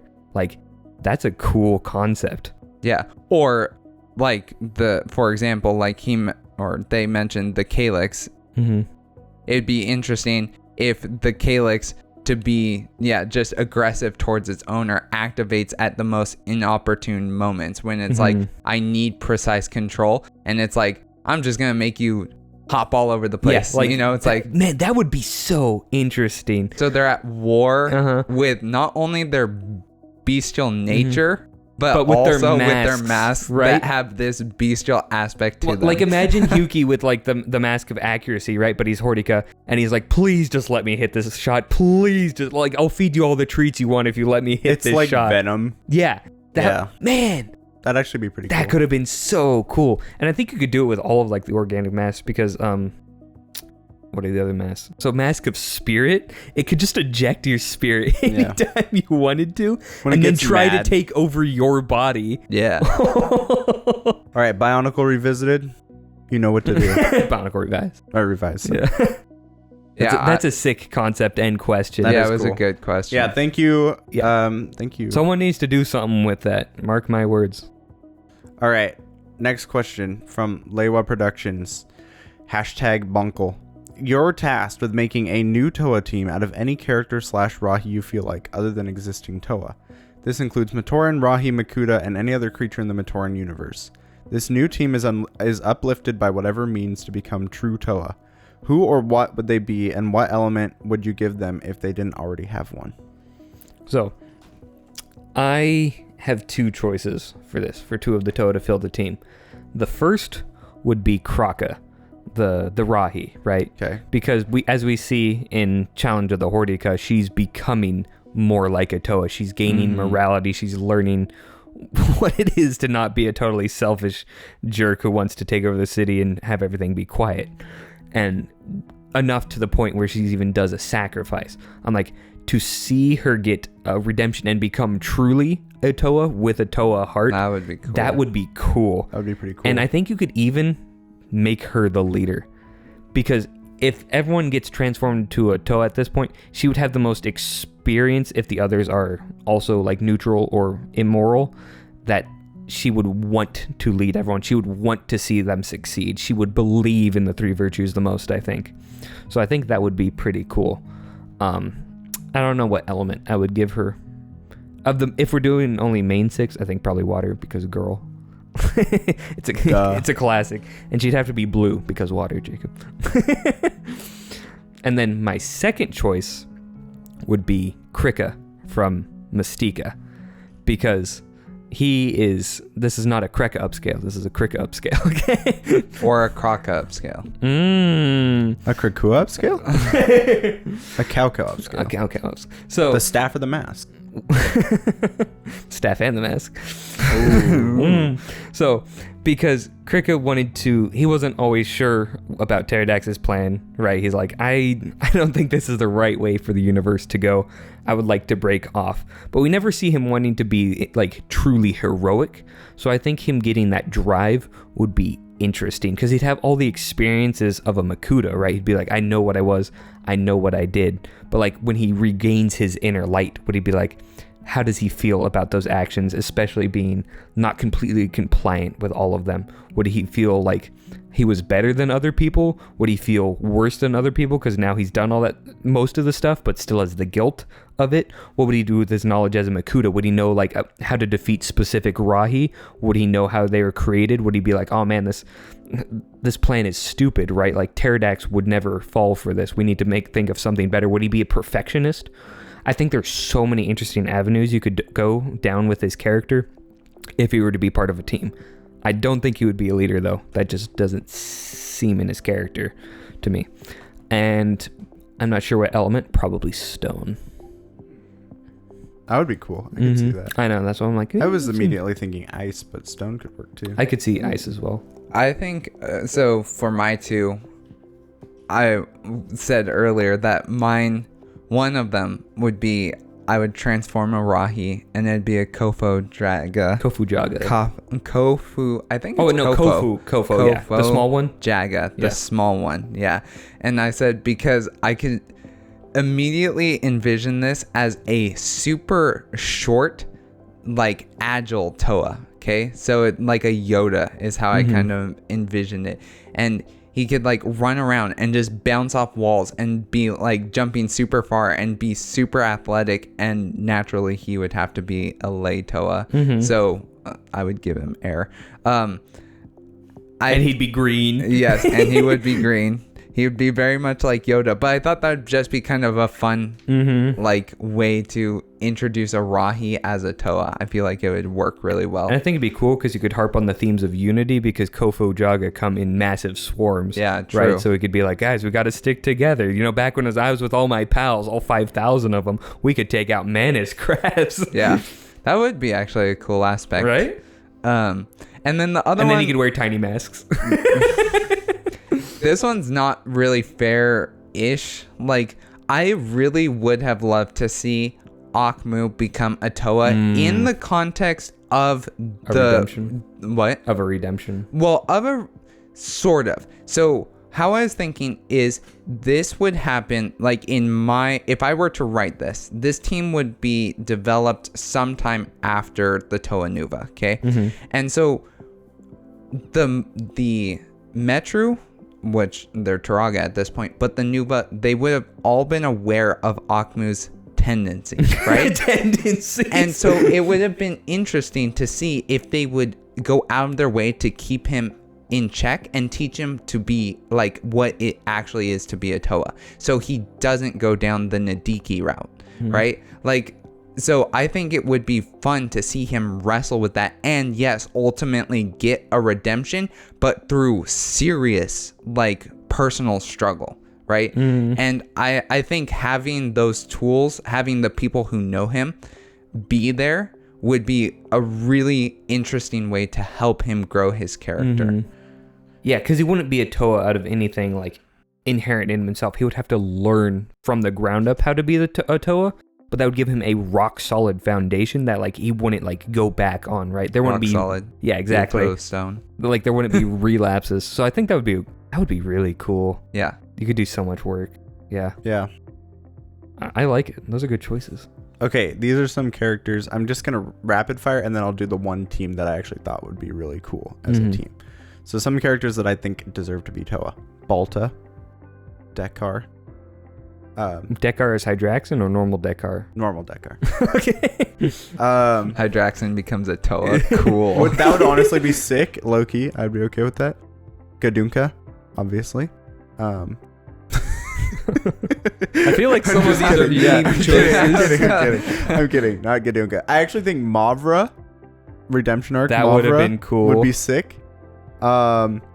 And then Mavra falling into the water about to get eaten to be like, okay, Shazam! So I did think of Mavra, but that's who made me think of Akmu. Yeah. Okay, this is a crazy choice. Pooks, but sentient. And Pooks is already sentient. Pooks is semi-sentient. Pooks the Rahaga? Or no, Puku is, Puku. I think. I'm thinking. Okay. I'm like, Yeah, sorry. Pooks, the guy who was a Toa? Yeah. I'm thinking of Puku. You're like, yeah, what if he was smart? Puku, humanoid, and sentient. Puku, Takanuva, and Jala all teaming up as Toa. Be like, hoorah! I think that would be hilarious. Actually, that would be kind of That would fun. be funny. But they still ride on Puku. Yes. Because Puku is huge. In this Puku scenario. is just Fenrak 2.0. Yeah. No, honestly, I would love to see Puku as like a sentient character. I think that'd be hilarious. I just like Puku. That'd be kind of funny. I think she's fun. Okay, but my serious answer, I love how the Toa and Inika have like sort of mixed elemental stuff, right? Like with the lightning mixed with the regular elements. And so what I think, I would love to see the 6 Avmatoran that we see in the Fantoka. So Kirop, The shadows. Kirop, Gavla, Photok, Radak, Tanma, and Solek as a Toa team after the other 3 have been healed from the shadow plague or shadow infection, and then each of them somehow is also given their respective elemental ability, or you could give them the alternative 6 elemental abilities if you wanted to. That would be super sick too. I would like them as alternative elemental abilities. Because 6 Toa of Light would get pretty boring. Right. Well, no, but I'm saying have them have an element and light? Oh, that could be interesting. Yeah. See, wouldn't that be so cool? Yeah. So you have the Toa of Light, but then they also have that additional element, and you could have them be like direct Makuta, like antithesis. You know, like their whole like thing is fighting Makuta and Rakshi and other creatures of darkness. Yeah. Like, special strike force against yeah. Yeah. I think that would be so sick, and I like these characters a lot. I think they have actually, for the short development time, they have a lot of personality, which is really cool. I've never really known that much about him, but well, we'll get to them at some point. I think one last choice I think would be cool would be Taka Nuva, but he becomes a Toa Nuva, so he can share the powers of the Mask of Light with people around him. Then he could fly around with a bunch of light Akko lights, who he could temporarily share the power with to blast Makuta and be like a strike force squad. Imagine he just picks up 6 random Mator and he's like, "You're shooting lasers now, boy." You're shooting lasers like a Gatling now, gun where he boy. just rotates them on his massive head. You mean like a revolver? That's pretty cool. I think that would be hilarious. That always bothered the heck out of me that Taka Nuva Wasn't is not a a Nuva. Nuva. I know, I It's was like, guys, come what on. were you doing? You're like, Greg, can you read, Greg? Come on, Greg. Yeah. Anyway, is Silly that the Greg. end Yeah. of that? Holy cow, those are some excellent Yeah, questions. good questions. Amazing, phenomenal. We have All such right. cool viewers. I know, right? Too bad they're blind. What does that have to do with anything? Well, I don't want people to be blind. Okay, fair enough. Jacob It was poking more, people in the eyes every day. What? It was more a statement of pity, not a statement right. of like. Imagine how much cooler I the thought he viewers. was saying that Disdain. they're No. worse because they're blind. That's messed up, bro. No. I'm just saying, imagine how much better their lives would be if they could see the truth, the light. Which is joining our Patreon. Yep. Anyway, but with all that being said, we move on to the community section. You are now entering the community portion of the podcast. In this section, we showcase some of our favorite creations from talented and passionate members of the Bionicle fandom. Community. All right, first up, we have some Piraka portraits by Jennifer Reuter. Illustration? Oh, is that the name of the... The website. Oh, okay. Jennifer Or Reuter her last name is Illustration. No, it's Jennifer Reuter Illustration. Gritrook art. And these are very cool. I like them. Well, first you said her name was Reuter. Does she do roids? I guess you would have to ask her that. 6'7" Jennifer Reuter walking out like, oh, do I do roids? Of course I do them. These are super cool though. I love the expressiveness, and they feel very like cartoon, like Transformers animated almost. I like the bulkiness of them too. Like it, especially Hakan. Like he gets the point of, like he looks very similar, but he looks like someone that you really would not want to cross. Yeah. And also the things around his mouth kind of look like stitches, like they're pulling his skin away from his teeth so he can have a bigger grin. Yeah.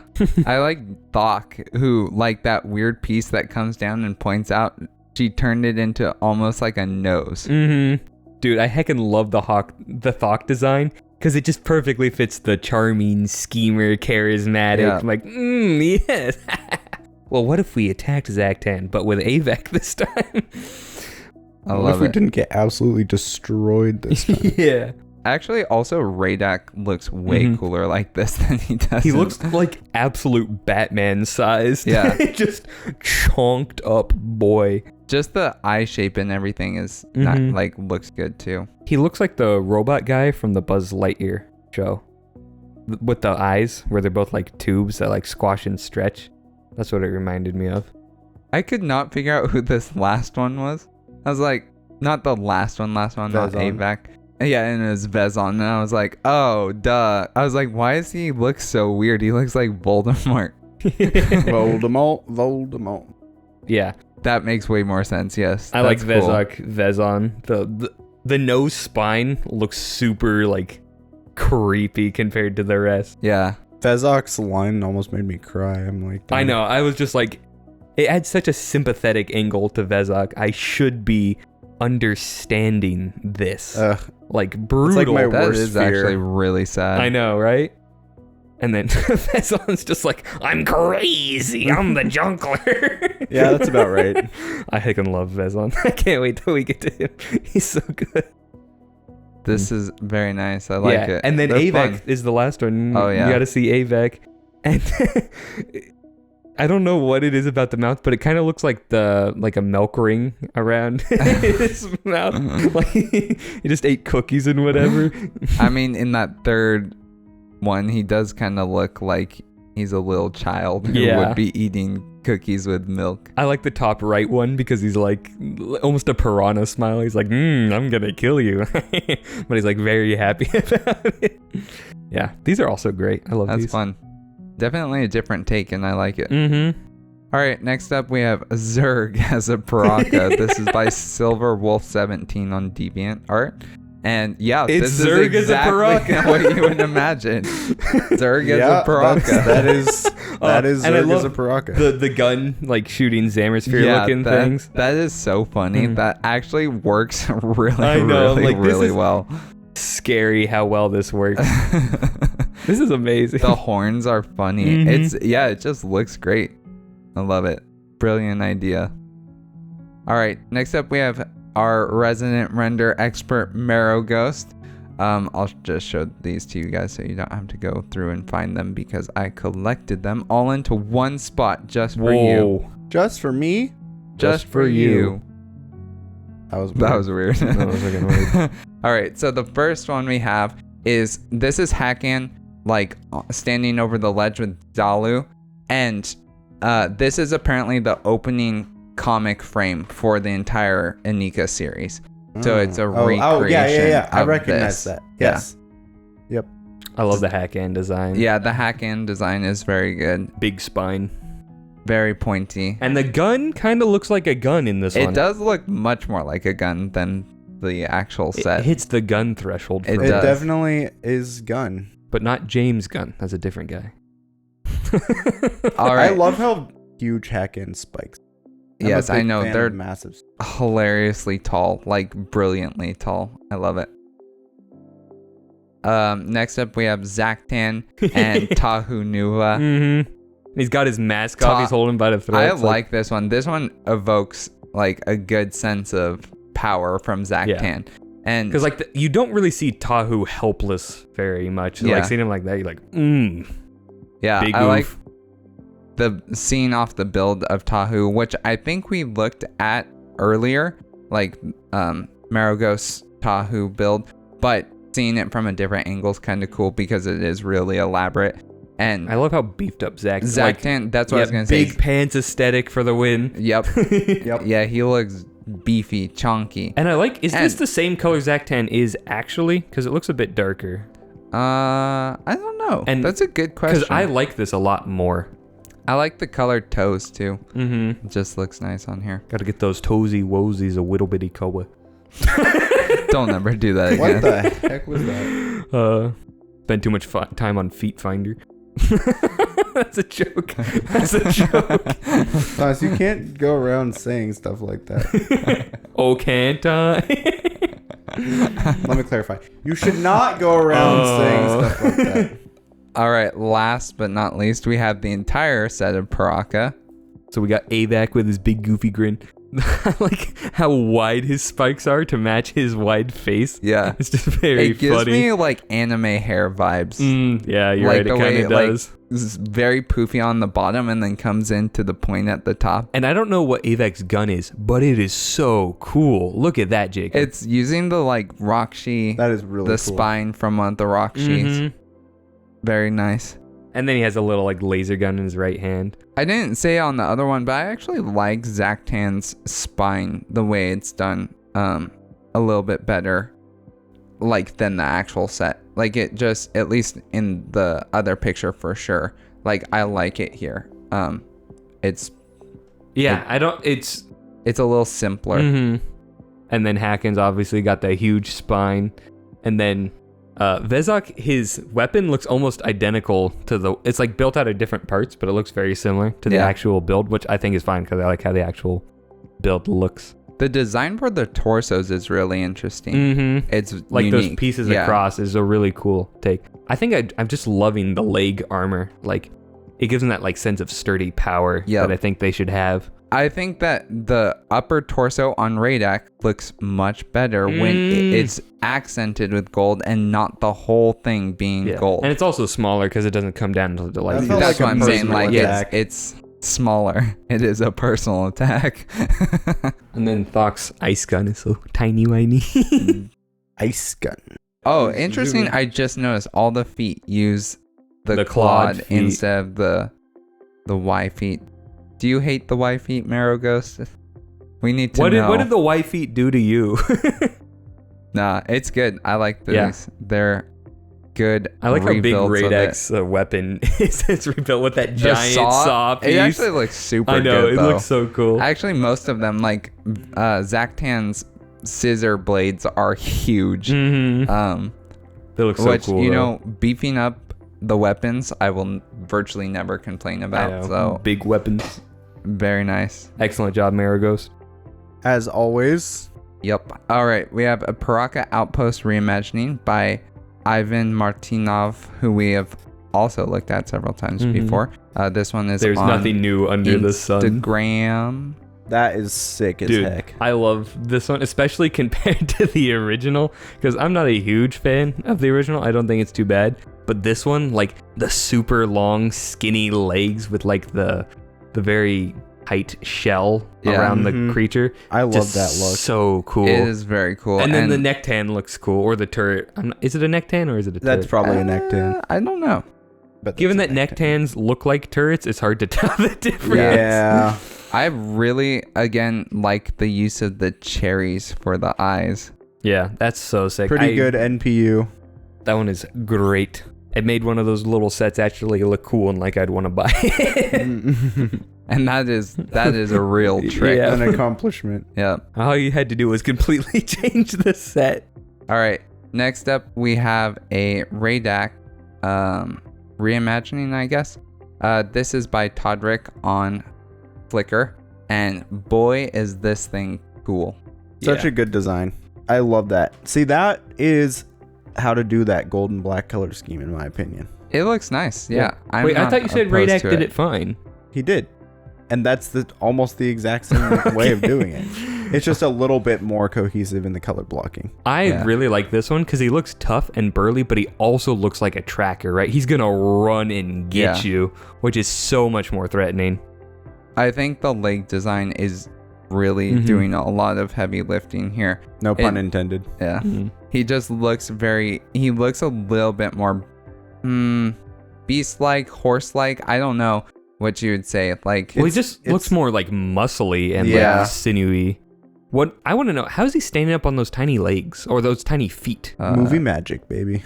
I don't know. Like, because if he can actually stand on those, that is really good design and balancing. He probably can, because most of the weights here, right? That's your center of mass. I suspect you're editing, throwing stuff out. I mean, maybe, but I don't know. It looks like it probably could stand. It would be hard. I don't imagine it'd be easy to pose him, but yeah.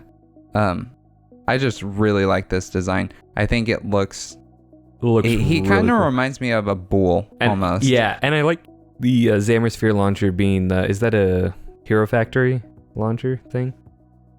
The top piece? Yeah. Yeah, it's Hero Factory. Yeah. It's Hero Factory.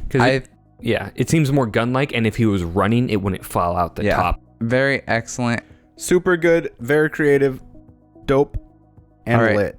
These are Piraka revamps by Gilded Hunter on X. First up, we have Hakan. Hakan. I barely know how to code. These are like almost more like what you would see if they redid the sets today. You know, like they're using some more modern parts, and they also just kind of have that same aesthetic that Lego has used in Gen 2, really. Yeah, because like building off the frame of like because that frame device where there's like the little ball joints on it that you just click on the armor pieces, that's CCBS frame. Yeah. So I think that's what gives it the G2 feel. Yeah. I like the flamethrower coming out of the flames coming out of the gun. I think that's very cool. It looks cool. I like the all the effect of it. There's also a cool thing. It's Hakan the Enforcer, so this is an alternate take on Hakan. Oh, interesting. So it says the menacing Piraka is about as morally bankrupt as they come, which, that's canon as well. He takes sickening pleasure in inflicting pain and misery on any he deems punishable, be it physical, mental, or emotional. He will never let up. Sounds like a Baki. Yeah, and that's especially cool with the mental thing because he has the mental blast. So like if his whips and flamethrower aren't hurting you, you can just brain blast you Jimmy Neutron style. Brain blast. Exactly. That is really cool. Yeah. So cool lore tie-in. He has more. So the next ones will be probably a little bit faster just because they share similar design language. But this one is AVAC, and the Deadeye. Yeah, the Deadeye. I like his guns. Let me see. Are there more pictures? Oh yeah, there you go. Those are cool. Bro's got guns for days. And these look like guns. Well, because these are funny that Nuperu's drill looks more like a gun than most of the guns. Yeah. It's okay, Samuel. You can just say it. Nuperu's gun. Okay, Nuperu's gun. But not James Gunn. That's a different guy. What? Thomas, that joke I got old way long ago. That joke was old before you told it. Anyway, I like it. It, like I said, shares a lot of same design really cool, language. And it uses the V feet. Yes. So Big fan of obviously guns. there's Take notes, no Maragos. hatred here. Whoa, what the heck is that thing? This one is Radak, The Stalker. And I like the use of the scroll pieces to add a little bit of accent to it. Interesting that they completely removed the gold accent. Well, I think because they wanted to go stealth vibe, right? Yeah. Saying that they will spend days following his prey. So they wanted to blend in with the shadows. Yeah. It's cool though. Like the big old He's like very cage he thin. just carries around, just klunk. Oh, that's a cage. Okay. Interesting that Well, it's a hunter's claw is what it says, but There it you looks go. like a cage. Like I'd imagine if you released it would stay stuck in the ground and they wouldn't have anywhere to go. Probably. he's very different than the other Radak. The other But he still has build. like that bull-like feature with Yeah. like the horns. Yeah, I wonder what it is about him that kind of gives that vibe. I'm guessing it's like a Kitongu mushroom situation where Yeah. it's like, like someone it just fits. Yeah, someone decided it worked and everybody else was like, yeah, that works. Kitangu mushroom situation. And here is Vezok. The Kitangu he's mushroom. blue. This one is really interesting. Yeah, because he is gold. And Vezok the Brute. he is definitely the most changed, I think, from the original. And I like the execution on this one. The gold looks cool on him. Yeah, blue and gold is classic. Yeah, and the use of the Glatorian What is weapons. this piece here? Is that a custom piece? No. I that's think the it real must be. piece. Is it Gen 2 as well? Believe Or that is a Hero Gen 2 Factory. piece. Okay, because it's cool because it looks like the Piraka leg Yeah, piece, just it does. slightly different, which I think is an interesting use. Once again, like I was trying to say, but got interrupted. Oh, sorry. I like the transparent pieces, like for the connectors. It looks cool because those pieces are just cool. But it is interesting that they like did not use them on the actual Piraka sets. Like if you were making them in the same way, wouldn't you want to reuse those? And it's like no, but I kind of understand why, because like it evokes more of a power, like feeling of energy. Yeah. I think, and They were trying to go with a more lightning, grounded thing with the Piraka. Well, that's what I was gonna say. Like the Inika were more like that power, like just kind of. They were like energetic power, whereas Yeah. the Piraka are like raw power. Yes, exactly. Like strength, just straight up strength. Also, again, to note the Hero Factory gun piece for what the That's a great Sphere piece. would be. Just a good piece. I know, and it just fits so well for even the more athletic looking builds that they're making. Correct. So don't fall out. Vezon. Ooh, Looking very good Rudaka Vezon. inspired over there.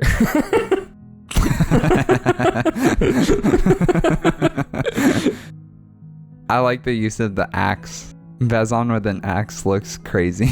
Yeah, he's giving like Here's Johnny vibes. Interesting, because I was like, what use the dark red piece for the Spear of Fusion? But then I realized, the color would not match Vezon because Vezon would have picked up the Spear of Fusion from Makuta. So it makes sense that it's Makuta's color scheme for the Spear of Fusion, but then Vezon's accent colors are all blue. Yeah. Coming from One Vezon. of the actual which I think set is very brown, cool. which is interesting. So this is really cool. Actually, I don't think that is dark red. I think it's brown. I think that is just Is it brown? the actual Spear of Fusion. From the... Well, they can't be the actual Spear of Fusion because that Yeah, you might piece be is right, the- actually.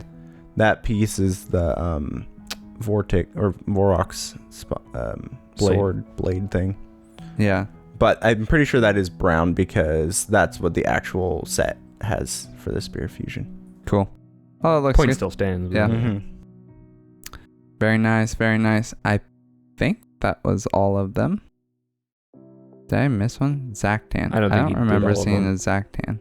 I just don't think he did all of them, did he? Okay.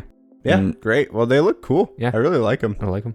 Yeah, good stuff. And if I like them, you can take I like that the to the bank. reimaginings also. Yeah, I like the lore. That was my favorite part. Surprise. So we have a few more here. This is by Poor Disadvantaged on Instagram, and it is a Vezok the Beast redesign, rebuild, reimagining. I don't know which one you would call it, but All of the holy above. cool. Like, what is this? It's so cool. It's so But cool. it uses the We got the fish Vezok tail. mermaid. Yeah, Vezok like, that's mermaid. so cool. I had this Arner. one in the back of my mind when you were talking about the Vezok mermaid. This love one the is peg leg. That is so insane. This is funny. such a cool build because from a distance, I don't notice all the system parts. Yeah. Because it looks very bionicle, right? does. Like even building out some of the arms in such a way that's like, oh yeah, those are just bionicle pieces, and then you zoom in, you're like, oh wow, that's a lot of very clever system building. Yep. And yeah, it just looks great. The I think the mask pirate works aesthetic super is well so too. perfect. Yeah. Like it's so good for him. It really gives The eye How did patch they is do so the teeth? funny. Yeah, they look incredible. Like I know what Lego piece that is, but how did they get it to sit in there? yeah. That's Probably If you're more cherries. watching- if you're watching wait, this go show, back. send us Are a those breakdown. cherries? And for what? The teeth? No, there's like a tooth plate, not the tooth plate that you bought a ton of at Pick a Love me Brick. some tooth The plates. other tooth plate. Yeah, this is cool. Yeah, the size yeah, comparison to you the can see actual it because set. they come in threes, right? It's always 1, 2, 3 on a 1x2. Go yeah. back to the size comparison. Yeah. Yeah. It It's dwarfs huge. them. Which one's the beast? Yeah. Man, I really like that. That is a very Yeah. nice design. That is cool. Super cool. All right. Super cool. Next up, we have Vezok fan art, and this is by Prosperi Art on Instagram. And I've been following you for a long time, but I still don't know exactly how to pronounce your name. Yeah, I for apologize. is really cool. This guy does the coolest stuff, dude. Like, his comics are insane. And this is a concept for a comic that he's working on. His designs are so good. It just takes like it's a recognizable Bionicle character and makes it into like, what if it was real? You know, what would it look like? Also, guys, what the heck? Why does this have 30 comments and 3 likes? What is going on? Oh, that's weird. Bionicle fans, show some respect, please.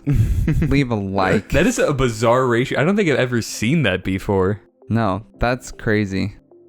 Anyway, we love Prosperi Art in Yeah, this this household. It is design so is cool. very, very cool. I love it. He looks very menacing. I will say it still doesn't look like a buzzsaw. It's very No. accurate to the Yeah, it is to the very set. accurate to the set. I don't know Yeah. why it's called a buzzsaw.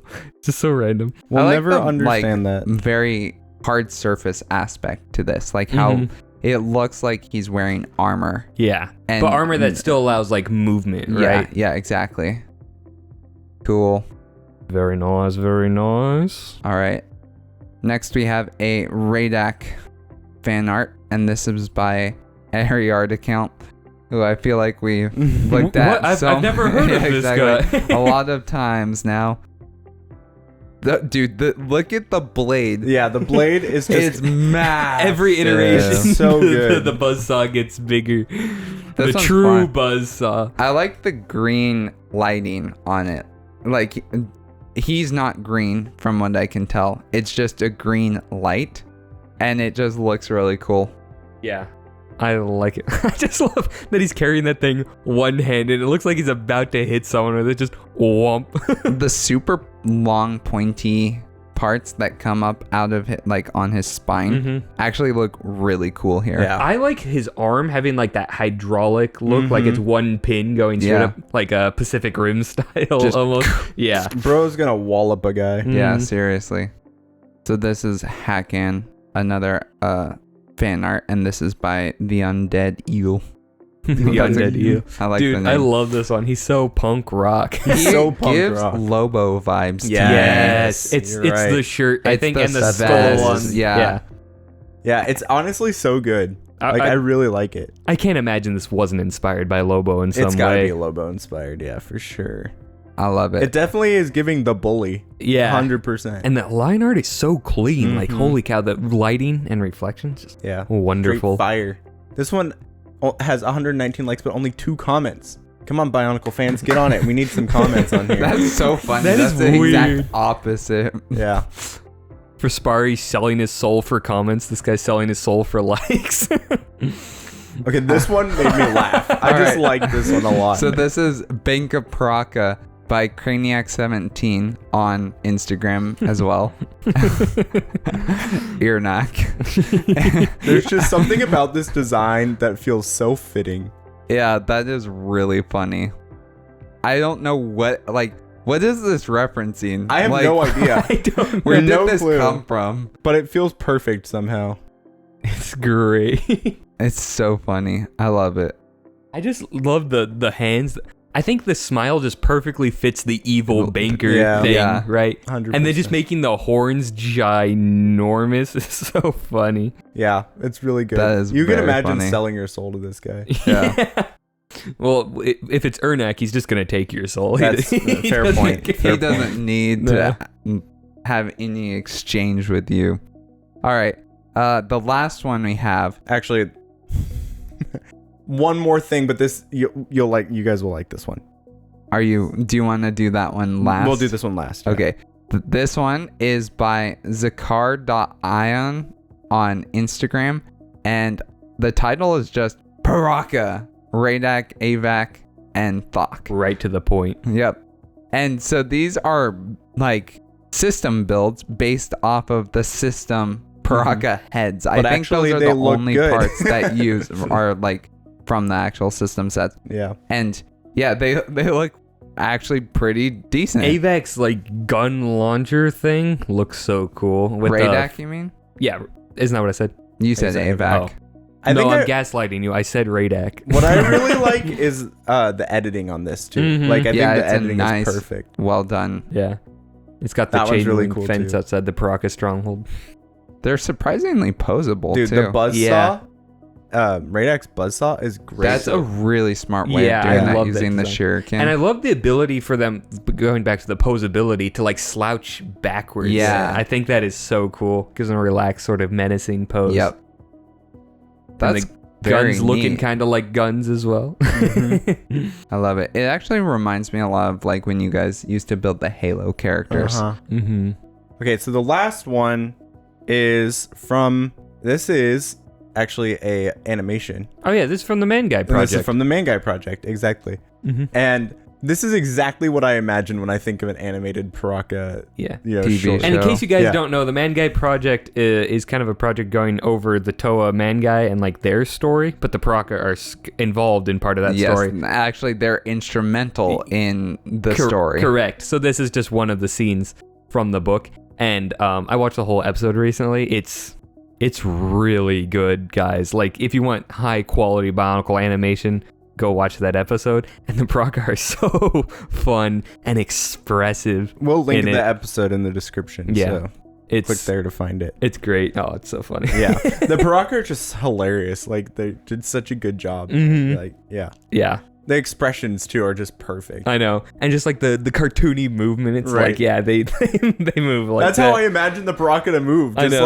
like they're just so over the top. Everything Yeah. they do is just so ridiculously Yeah. over the top. Mm-hmm. Like I've always imagined like when the Piraka are just like walking up Mount Volmai, and they like one of them just like sees a Matoran like sitting down for a second, just like kicks him into the lava. Like I'm just I just imagine stuff like that where it's just like cartoonishly like cartoonish violence to the extreme. Just Or just them punching each other and like going flying into a wall, Yeah. spinning with the and then just because they're so durable, it's not like it's gonna do serious Right. damage, right? Yeah. It's like they are just cartoon characters essentially. yeah. So That's yeah, fun. it's so fun. Anyway, so that was the last one. But I thought you guys might. Yeah, that's appreciate, cool. Yeah, Well, we want to call out the Mangai project because they are doing incredibly good work. Yeah. And yeah. and I think this is one of our shortest episodes ever. It just coming in under 5 hours. Don't worry, it'll be split into 2 Yeah. parts. Yeah. But before we go, why don't we get overall thoughts on the Piraka, as they call them, or as as the song calls them, Yo Piraka. I think as well, it's the first time we've really seen a whole competent villain team. Like Competent villain team. mm, A villain team made up of competent people. individuals. Yes, that's more what I meant. Yes. I was not saying the team together were competent. Yes. Because like hardly any of the villains up to this point have actually been like you've had single villains like Mukuda or Rudaka and Sidorak, but like the general enemies have not been the most cunning, smart. Well, like because we've had Rahi, Borak, who are none of them, which Yeah, are individuals, Borakal, Borakal, who were Roxy. individuals, and we kind of get a and they are fairly cunning and smart. And they're kind of like the base. I think the Piraka were built on Yeah. personality and narrative wise, because like they definitely have that feel of like later on. But then you go back to the Roxy, who aren't anything, the Vaki, who aren't anything, the Vizorak, who are a little more, but still not that much. But Yeah. you get the spice with Rudaka and Sidorak. Right. And then finally we get true personal evil villains. And this will carry on. Mhm. Yeah, they struck gold on yeah, this. exactly. And so I think for that reason, the Piraka are excellent. Like they're really engaging characters. They're menacing. They're dangerous. Like Yeah, we super see dangerous. them just absolutely wreck everybody, right? And so it's fun to just see the care that was put into creating them. and fun to see a challenge finally, right? Like there have been ups and downs for all the Toa teams up to this point, but now it feels like we're hitting the high stakes moments. Yep. And so I think the Piraka do that really well. I think they usher in this era very nicely. Yeah, I think they're just so fun. Like, they are a joy to read about. Like, reading the books, I just had a big old grin on my face. I'm like, oh, you wily scamp, you Thok. I think it's the backstabbing aspect that makes it so hilarious, because they're so evil, but they're evil to everyone. And so it's like... Well, and the funniest thing, they don't take evil personally, right? Like, they get betrayed 3 times in a row. They're like, I would have done the exact same thing. You just weren't that great at it, you know? It's like, whatever, I'll backstab you next time, because now we need to fight the Toa. It's a very Dark Hunter perspective. Yeah. Yeah, the Dark Hunters are all kind of like that. Yeah, it's just funny, though, because it gives them a weird sort of camaraderie, because they're all totally willing to hang out together, like, whenever they feel like it, but they're also willing to betray each other with the exact same amount of gusto, yeah, and speed. They're just a really unique and fun dynamic that I don't think has been replicated certainly not in Bionicle. Yeah. Right. And it won't be.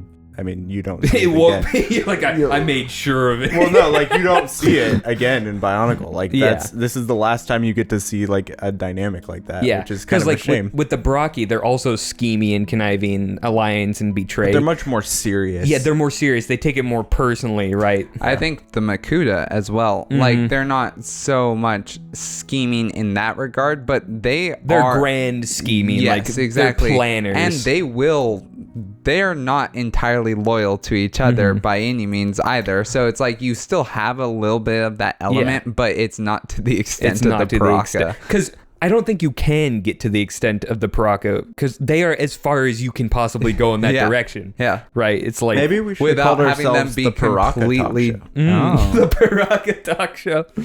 Rebrand. Yeah. Aight. Well, all right. I think that concludes today's and next week's episode. Yep. So, with that all being said, good night, Metro Nui. Good night. I know, the theme song is so good. Not to pat ourselves on the back too much. This brings us to the end of today's podcast. If you enjoyed the discussion, please follow us on Spotify or Apple Podcasts. If you like to watch instead of listen, you can also find us on YouTube. The Barraki Talk Show is only made possible thanks to viewers like you. Thank you.